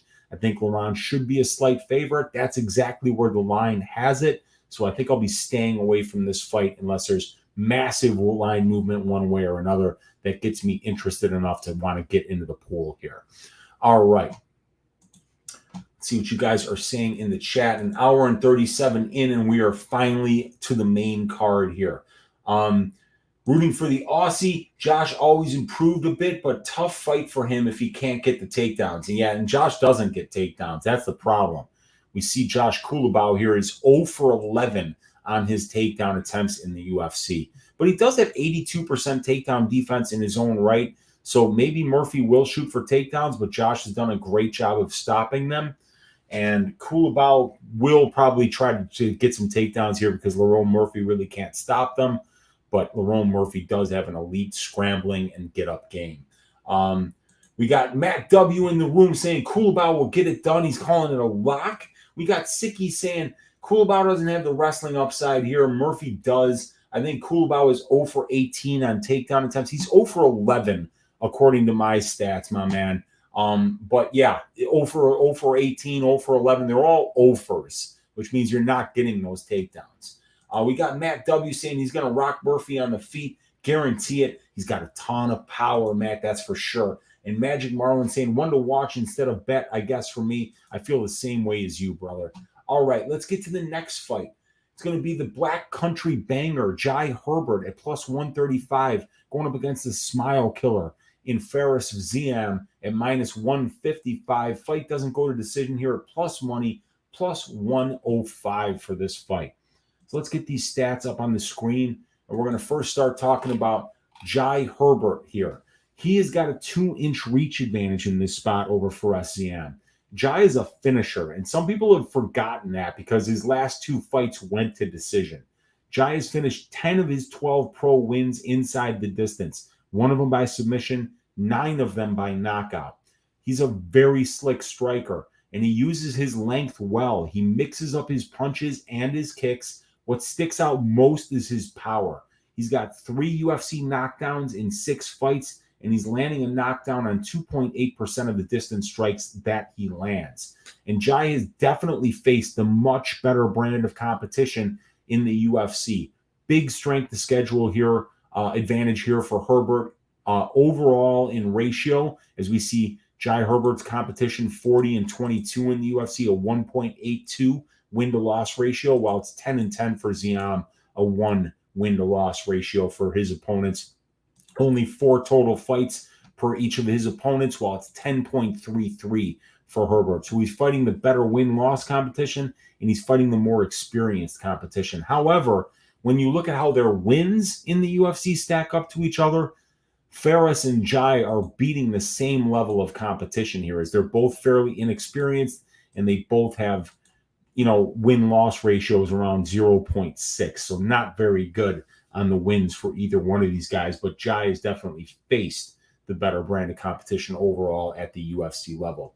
Now for Fares Ziam, he's almost 9 years younger than Jai Herbert, and despite the fact that he's 9 years younger, these two have virtually identical overall and UFC experience metrics, 17 fights for each of them. Fares Ziam has 10 more minutes in the cage, but Jai Herbert has one more UFC level fight, but Fares Ziam's got a couple more minutes in the UFC cage. So even though their experience numbers are very similar, it's Fares Ziam who's 26 years old, and it's Jai Herbert who's 35. Fares is a very technical and efficient kickboxer. He's got a positive 1.73 distance striking differential. He's got 43% accuracy, which is above average, and 71% distance striking defense, which is well above average. He's very defensively responsible. His minute-winning skills at distance have looked great so far, but this is the first time he'll be fighting somebody as long and tall as he is, with the exception of maybe Terrence McKinney, but even Jai Herbert's taller than him. So I also think Fares is getting better between fights. He showed massive improvements off in the Mihail Figlak fight, and once again, he's on a 10-month layoff here. And still only 26 years old. So the arrow is pointing straight up for this kid. I also think we're going to see the power numbers start to flourish with age here as Fares, as he looks to be getting stronger as he gets older. And I'm seeing him land big shots that probably would knock out certain people. So I think that we're going to see Fares Ziam start to get some KOs at this level now that he's getting that man strength, and now that that striking and that grappling is being mixed in together. He's really turning into more of a well-rounded mixed martial artist with multiple paths to victory, which will make him a lot more dangerous when it comes to his distance striking attacks.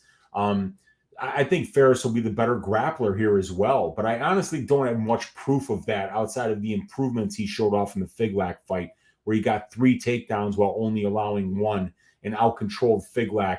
408 seconds of control time for Fares while only allowing 95 to Figlak. And he outlanded Figlak 45 to 25 at distance.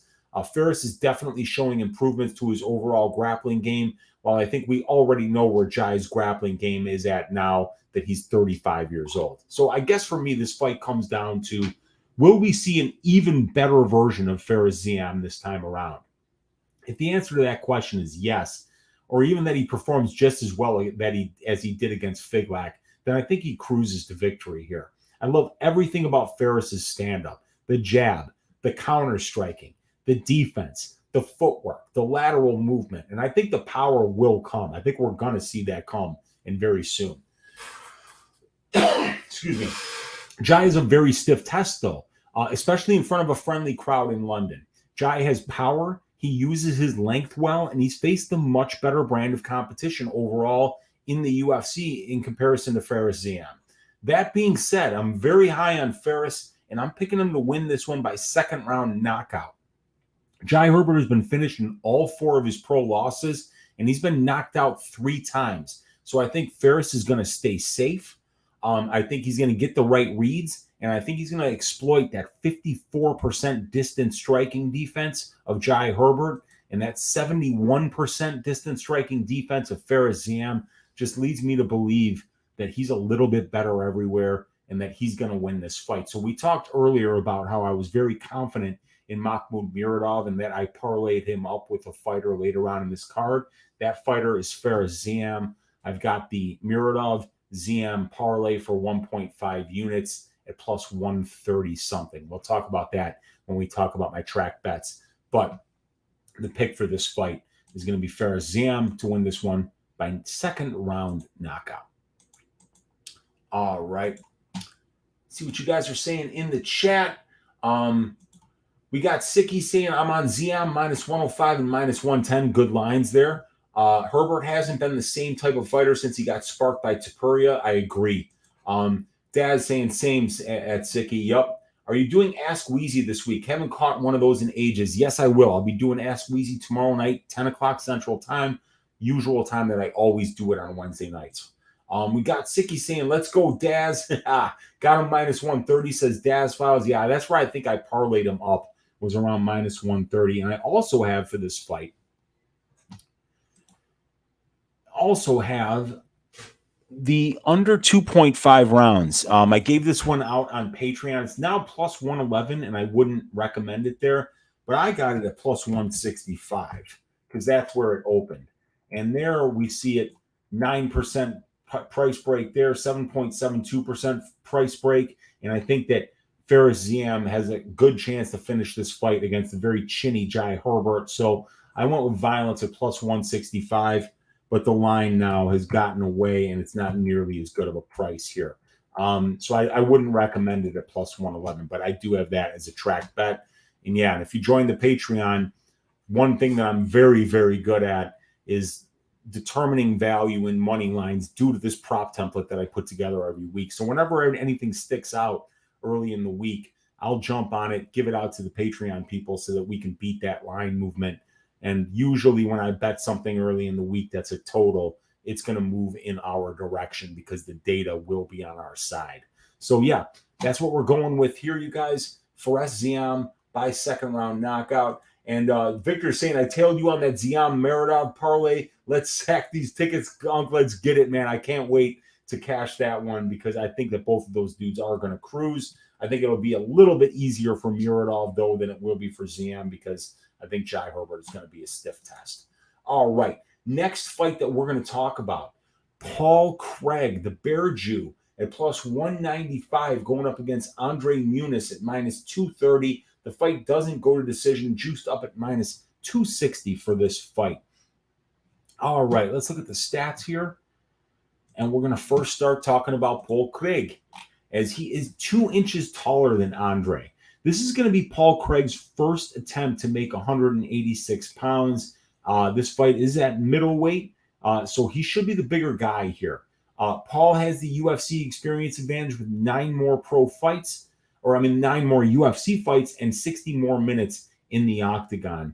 And Paul is a very dangerous and opportunistic finisher, especially with his submissions. He's finished all 16 of his professional wins inside the distance, 13 by submission, 3 by knockout. He is a moment-winning fighter, not a minute-winning fighter. That's how Paul Craig wins fights, by losing up until the point that he locks up that submission and wins. Paul is fighting at home, and he has a way of finding ways to win as a massive underdog. Paul has 8 UFC wins over guys with a combined UFC record of 48 wins and 37 losses. Over names like Jamal Hill, who just was champion, Magomed Ankalaev, who probably could be champion, Kennedy Nzechukwu, whose arrow is pointing straight up and could potentially easily be a top 15 guy and make a run himself, and Nikita Krylov. He's beating guys like this. But Andre Muniz, though, is going to be 2 years younger. He's going to have a 2-inch reach advantage over Paul Craig, and he's a well-rounded fighter who is solid everywhere. Unlike Craig, he has the ability to win minutes and decisions, as he's 4 wins and no losses in his career in decisions, while Paul Craig is 0 wins, 2 losses, and a draw in decisions. Andre has serviceable striking on the feet, and when the fight gets to the ground, he's deadly, having 15 career wins coming by way of submission. Andre is a phenomenal grappler, and outside of the Allen fight, he fights to his strengths as a grappler. He averages 7.73 takedowns per 15 minutes, and he gets 3.04 of them. Once the fight gets to the ground, he's phenomenal with his submissions. He averages 1.93 submission attempts per 15 minutes, and he has 3 UFC wins coming by way of submission out of his 5 UFC wins. So it's going to be very interesting to see what Craig looks like on the scale. I think a 20-pound additional weight cut at the age of 35 is a massive red flag. So I want to be sure before I think of betting anything but violence bets on this fight that Craig makes weight before I make any moves. I think that this is an excellent bounce back spot for Andre. Even though Paul has top-notch MMA Brazilian Jiu-Jitsu, there are levels to this game, and Andre will probably be better everywhere as well as being over 2 years younger and having that 2-inch reach advantage. I like Andre to get a first-round submission win here via a rear naked choke, and I bet plus 135 for the under 1.5 rounds here, as 57% of their 21 combined UFC fights have finished under 1.5 rounds. So I got it at a much better price than where it's at right now, but still, it's actually bettable here as we see 7% savings here and almost 20% savings here when we compare that 57% number of their combined under 1.5 finishes to the 50% price of the line and to the 37.45% under 1.5 benchmark for the men's middleweight division in 3-round fights. So still think it's bettable at plus 100 for the under 1.5, but I'm on that for 1 unit at plus 135. And we're picking Andre Muniz to win this fight by submission in round number 1. All right. Let's see what you guys are saying in the chat. Sicky saying he's been fading Herbert since he got into the UFC. We got Trevor Parker saying, let's go. We got Magic Marlin saying, I've lost enough betting on Craig. I just can't. Yeah, it's like only when you bet against him that he comes through, man. Trevor Parker saying, Aspinall, Alvarez, Ikram, if you want to make money. Yeah, that should cash as long as Aspinall's knee holds up. But Ikram Ali Skarov versus Dolidze is going to be an interesting fight for sure. Daz File saying, just hedge Craig's sub. Better idea, don't bet fight. Yeah, it's probably a good one, man. Gogo saying Muniz by KO or sub is the play, but Craig's Brazilian Jiu-Jitsu is elite. If the weight cut's good, he might be able to bully him. Want to see the weigh-ins. Yeah, we got to definitely see the weigh-ins. Under's juiced, says Daz Files. I mean, they're getting juiced, but I don't think they're over-juiced. Minus 260 for the fight doesn't go to decision when 81% of their combined 21 UFC fights have finished inside the distance. That's not juice. That's a plus EV parlay piece right there. So I don't hate it at all. I think that this fight does finish inside the distance and that somebody's going to get served here.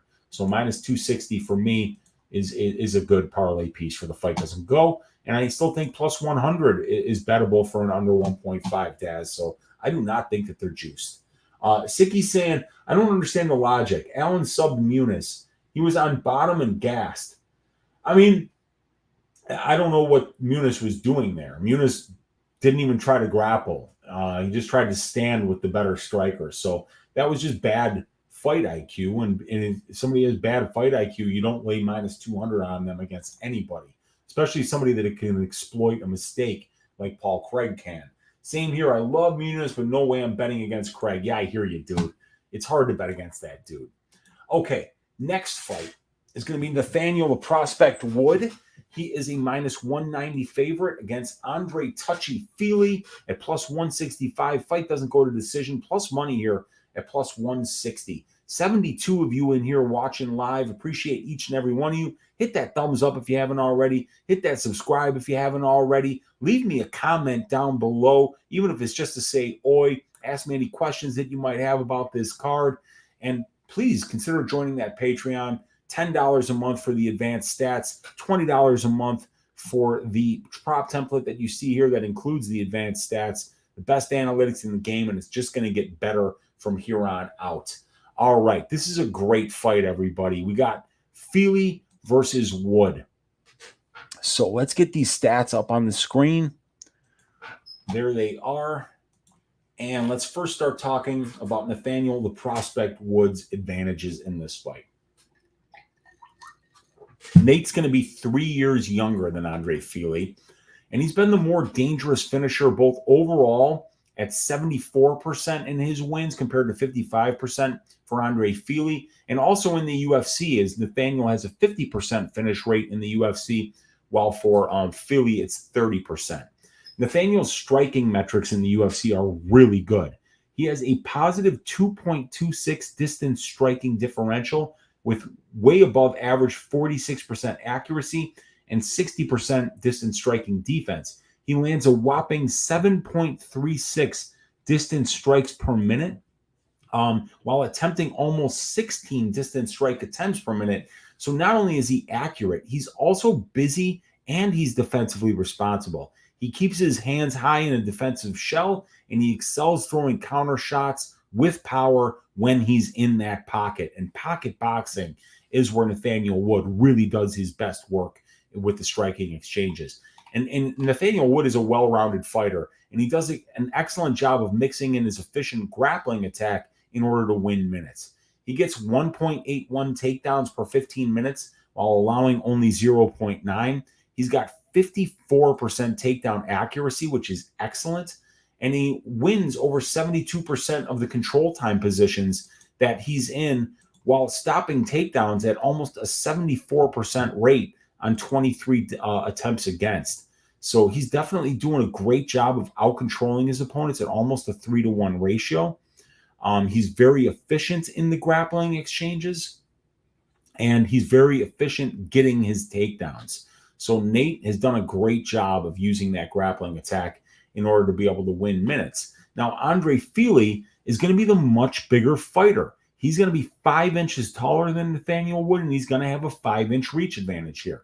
Andre is more experienced as a professional. He's got 8 more professional fights, 115 more minutes in the pro cage, and he's got 2 more years as a pro fighter. He also has the experience advantage with 11 more fights in comparison to Wood and almost 110 more minutes of octagon time. While Wood's stats indicate he should be the minute winner on in the striking, Fili is an excellent kickboxer in his own right, and he's going to have that 5-inch height and reach advantage here. So if he can maintain distance with his kicks and footwork and make it difficult for Nathaniel to close the distance and get into that pocket boxing range where he really excels, we could see Fili find some success of his own by using that reach advantage that he has. Fili also has the power advantage with 4 UFC knockdowns compared to only 1 for Wood. And Fili has 3 UFC wins coming by way of knockout, while Wood has never knocked out a UFC opponent and has only landed 1 knockdown in 8 UFC fights.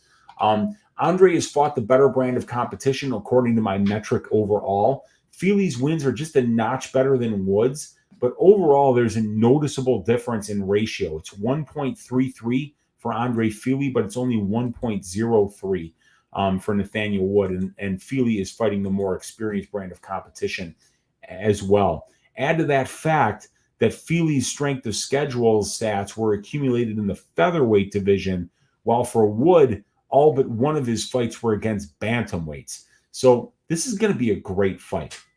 I love Wood's pocket boxing and his well-rounded skill set, but Fili is much taller, longer, more experienced, and he's fought the better brand of competition, and he's good at getting to his opponent's backs. We saw him get to Bill Algio's back in the 3rd round of their fight, and he wound up winning a close split decision because he won that round by getting a takedown and then promptly getting to Algio's back, put in the body triangle, and he spent the rest of the round there. Saved the fight for him. So I don't see Wood being that much better than Andre Fili everywhere. So I see this line as being a little wide right here. And the plus money on Andre Fili is very intriguing to me. I think whoever wins the battle of distance management and is successful in mixing in the wrestling will be the one who wins here. I'll pick Nathaniel Wood to win this fight by decision with very little confidence, as I think that this fight should be a pick'em. But I like the fact that Wood's younger. I think he's the better boxer. He's fighting at home, while Fili will be flying from Sacramento, California, all the way to London. Probably like an 11-hour time difference, I'm thinking. So it's going to be a few things working in Fili's or in Wood's favor here that are going to be working against Fili. So while I'm picking Nathaniel Wood to win this fight by decision, I do think that the fight doesn't go to decision at plus 170 is a very intriguing bet. It's plus 160 on DraftKings now, but it was plus 170 earlier. I'm going to be keeping an eye on those fight doesn't go to decision lines because I think they'll be plus EV if they're plus 170 or better. Yeah, I'm picking Nathaniel Wood to win this one by decision. All right, but there could be an Andre Fili money line bet coming here, especially if I can find him around plus 180, plus 185. I'm going to take that shot. I might look like a complete fool, but that's part of this game. You can't be afraid to look like an idiot when you're getting plus EV, plus money spots. And that's what I always try to do. All right, let's see what you guys are saying in the chat here. We've got SD Crusader saying, "Are you affiliate now, Mr. Krabs?" And Magic Marlin saying, "Fight miles are getting up there for Feely." Yes, they are. They definitely are. He's been around for a while, but he's also a lot more experienced. And that experience actually does mean a lot. All right.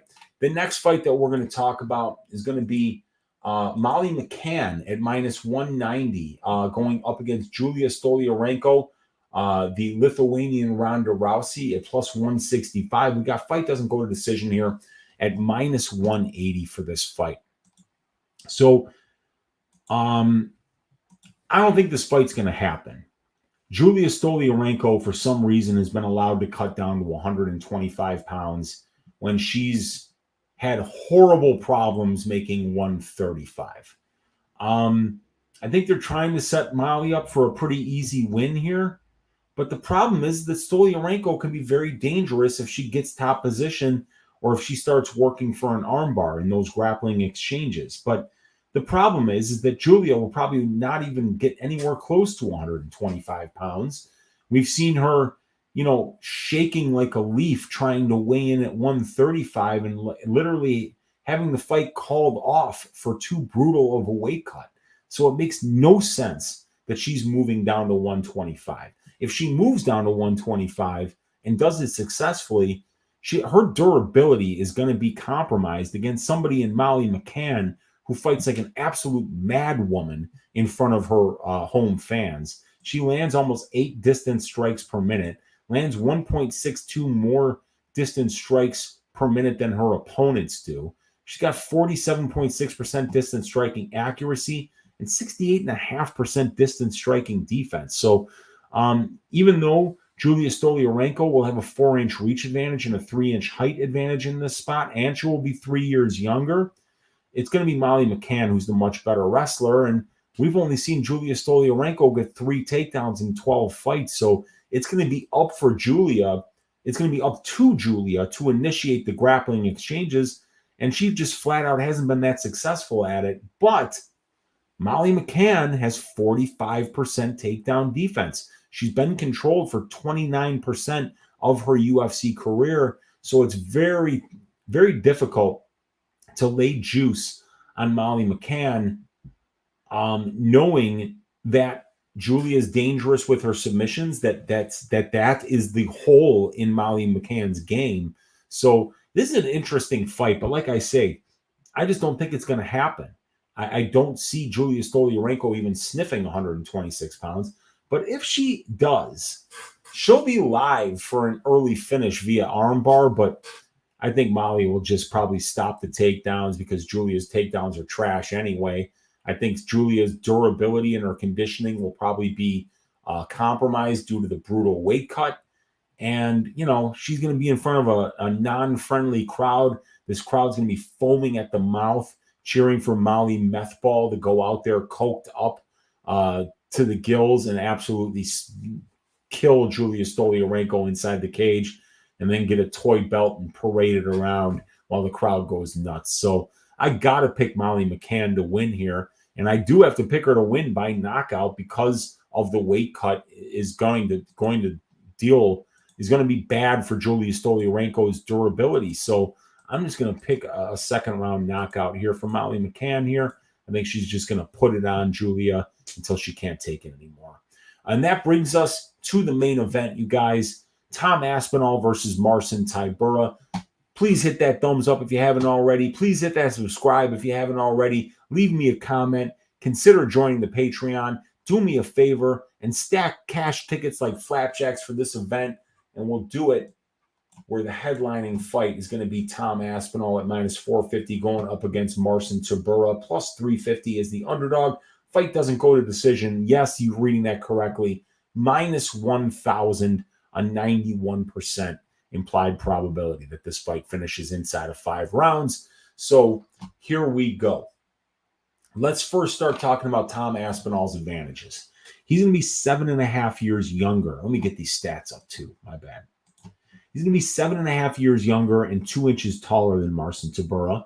He's got a 100% finish rate in his 12 professional wins, this Tom Aspinall. 3 submissions, 9 knockouts. He's a dangerous finisher wherever the fight goes.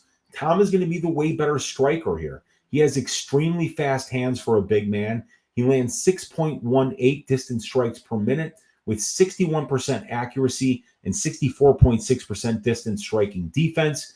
He has a positive 2.26 distance striking differential, and he's landing a knockdown on 3.17% of the distance strikes that he lands. There are no holes in Tom's stand-up game.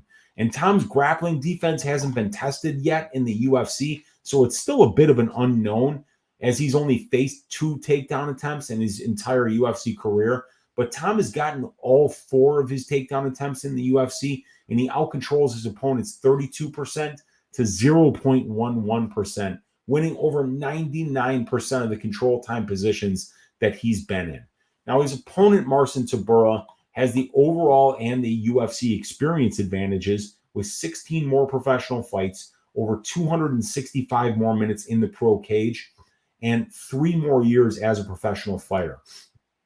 He also has the UFC experience advantage with 11 more fights and 200 more minutes in the octagon. So big time experience advantage here for Marcin Tybura. And he's a very talented grappler, is Tybura. He doesn't wrestle enough, but when he does get into top control, his ground and pound is excellent, and he's great at getting to dominant positions and staying there.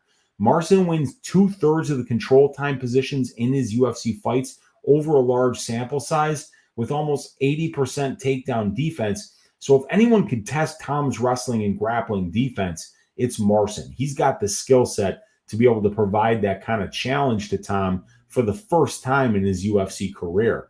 And Marcin's the fighter who has faced a much better level of UFC competition. My metric says otherwise, but keep in mind that Marcin has 11 more UFC fights. So we just know more about Marcin and how he performs at the highest level. I mean, this is a great main event, and hopefully it's a much different fight than the last time Tom Aspinall headlined a card in London.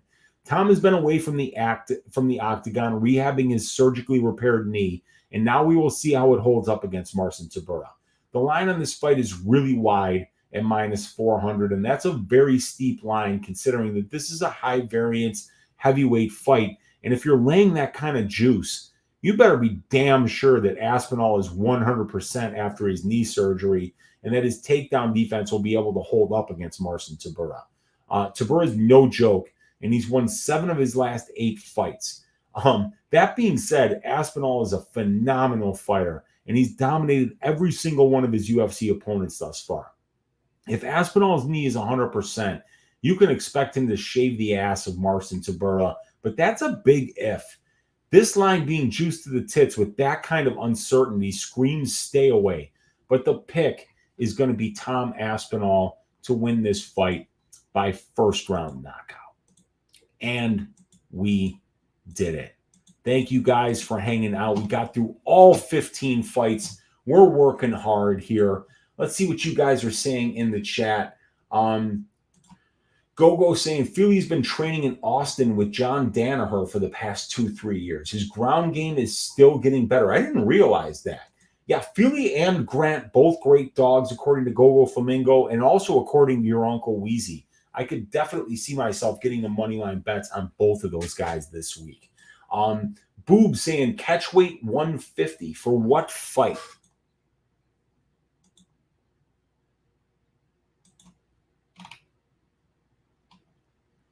Nothing on the UFC website right now is listed as a catch weight. Let's see if, oh, here, I've got to save these picks. And then we can go to the fight center. Go to the fight card. Do they have anything listed as a catch weight? 155. Yeah, nothing listed as a catch weight yet. We got Fender Jazz saying, I love meatball subs, but I hate meatball McCann. Dude, I love meatball subs too. They're absolutely delicious. Patrick Marlin likes it. Go saying meatball by KO against a depleted Stoliarenko. I agree. We got H. Hui in the room saying Marcin can get TKO if the injury gives out from Tom. Yes, he can. Yeah, that's right. Dude, if the knee doesn't hold up, that's a knockout. And Sicky Does MMA says, great show, Unc. Thanks, Weezy in chat. Ass shaving, yeah, that's coming up, my man. Magic Marlin saying, off topic, Weezy, ever check out Phase? It replaces tone arms, needles, pretty crazy invention that you got to check it out. I'll have to check that out. Phase, huh? Because my tone arms are in good shape, but those cartridges that go in them are very, very expensive. Stoliarenko 150 catch weight. Yeah, that might be where it ends up, man. Muniz KO is plus 350. Just looked it up. Okay, yeah, that's a little thin for me. I'd much rather bet him by submission. Speaking of Patreon, Uncle, what's going to be the pricing for the prize picks in the DFS database you're building now? So the plan is to maybe do a Patreon also with DFS by the numbers, where we do the probability show will be Patreon only, and it will be the prop template. It will be the significant strikes, takedowns and fantasy score along with the fight time. And we're going to combine it all into one. I'm thinking it'll be $25 a month for that package. And what that will also be is we will be taking probability off the air on YouTube so that the people who support the Patreon and who support the product could really benefit from it, because we do the show on the MMA Engine, but, there's only like 20 people on my Patreon that actually pay for the prop template. I would like those guys to get the benefit of the prop template rather than people getting the same information just by watching probability for free. So what we're looking to do is Patreon only YouTube content for the Patreon members who join up on the prize picks, $25 a month. And Brady and I will do that show. It'll be available either as a co-Patreon that we do together, or you could join his website and it would be available there, and it would be available also on my Patreon. But that's what we're looking at, $25 a month, and all that DFS information is going to be absolutely killer. Go saying, if Aspinall's body holds up, he is the future champ 100%. I hear you, man. Sicky saying Ziam was the guy who parlayed with Muradov, right? Yes, it was. That's the parlay. And we've got Magic Marlin saying, always enjoy your work, Weezy. You guys, let me give you my tracked bets for this card here, and we're going to see them right here. I did an under 1.5 rounds for the Craig Muniz fight at plus 135 for 1 unit. I've also got the under 2.5 rounds for Jai Herbert versus Faris Ziam at plus 165 for 1 unit. That line is long gone, but if you were on the Patreon, you got exposed to that line on Monday and were able to get in there on time, as the same with this one at plus 135. We've got the Ziam and Muradov money line parlay at minus 135 for Ziam, minus 270 for Muradov. That comes out to plus 139. That's 1.5 units. And then I have the fight goes to decision, which is going to be an absolute sweat. But the number at plus 185 is too fat to pass up. It's a trifecta bet on the prop template, 1 unit at plus 185. Those are the track bets so far, 4.5 units in track bets, all plus money. I'll also be looking to add the Davey Grant money line and the Andre Feely money line, depending on where they go throughout the week. And I'm also looking at adding potentially a Fares Ziam by knockout prop at plus 450 or better if I can find it there. All right. So let's get the last order of business taken care of, you guys. Who's going to get their ass shaved? Who's going to win violently? Who's going to be a great plus EV parlay piece for us because they're going to go through their opponent like a hot knife through butter. They're going to win the fight inside the distance, pull down their opponent's shorts, and shave their ass in front of a rabid London crowd. Who's that happening to this week? What do you guys think in the chat here? What do we got? When are you dropping that greasy four-piece? The greasy four-legger Magic Marlin will be on Friday after the weigh-ins because we got to wait and see how many of these fights actually happen. There's 15 of them as of right now. You know, we don't want to give out the parlay too early because then a couple of the fights could drop off and then we're stuck with the two-leggers. So definitely going to be waiting until Friday for that. We got a guy, Victor De Jesus, who's almost always predicting the ass shaving of the week correctly, going with Muradov. Sicky does MMA, going with Muradov. Well, they're right.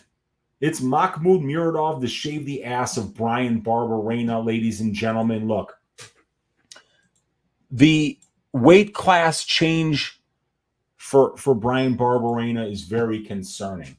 Being at a 3-inch reach disadvantage, a 2-inch height disadvantage, at an overall experience disadvantage, at a power disadvantage on the feet, and having 48.5% distance striking defense against a guy that hits as hard as Muradov. And we've even seen Muradov start to mix in the grappling against guys like Caio Bahaio. I just think he's got so many more ways to win this fight. The aging Bryan Barberena, who had nasty back surgery just like less than a year and a half ago, thought we might never see him fight again, is now moving up to 185 pounds against harder hitting dudes. Huge red flag at the age of 34. I'm going with Bryan Barberena to get his ass shaved in front of a very hostile crowd and for us to stack cash tickets like flapjacks on the UFC London crowd. I'd like to thank all of you guys, all 68, all 70 of you that are still hanging out live with your Uncle Weezy. Please hit that thumbs up on your way out if you haven't already. Please subscribe to the channel if you haven't already. And please consider joining the Patreon. The news about when that prize picks tier to the Patreon will be available, will be coming up soon. But I appreciate you guys. God bless each and every one of you. Let's stack cash tickets like flapjacks for UFC London. And I will see you guys tomorrow on Pub Sports Radio at 8 o'clock Central Time for the DFS show. And right back here on Uncle Weezy's YouTube channel, 10 o'clock Central Time for Ask Weezy. Looking forward to answering any questions that you have about over-unders, about money lines, about props, about any of the fighters on the UFC London roster so that we can all stack cash tickets like flapjacks together. Good night, everybody. We will talk to you guys soon. We got You're Mad saying just came in here late. You think ZM KOs him in how so? A ground and pound or stand-up? I think it'll be a stand-up knockout because he's chinny. Jai Herbert is very chinny, and I think that Ziam the power is going to come for him. We got MMA Hedge Fund saying under 1.5 on that ass shave matchup was plus 230 the other day. It was plus 235 MMA Hedge Funds. And then when I went to go bet it earlier today, I saw they changed it to 2.5. But I like that. I like that at plus 230. I think that's a great bet. Fender Jazz saying glad to catch you live. Thanks, man. We got Billy Nicholson saying thanks for the great work. We got Magic Marlin saying later, boys. We got Victor De Jesus saying good night, Weezy in chat. And we got Sicky Does MMA saying great show on. Good luck this weekend. Almost 2 hours and 20 minutes. 15 fights. UFC London. We're done. I'm out of here. I'll see you guys tomorrow. Let's win. Let's beat these bookies. And let's enjoy the fights. Good night, everybody.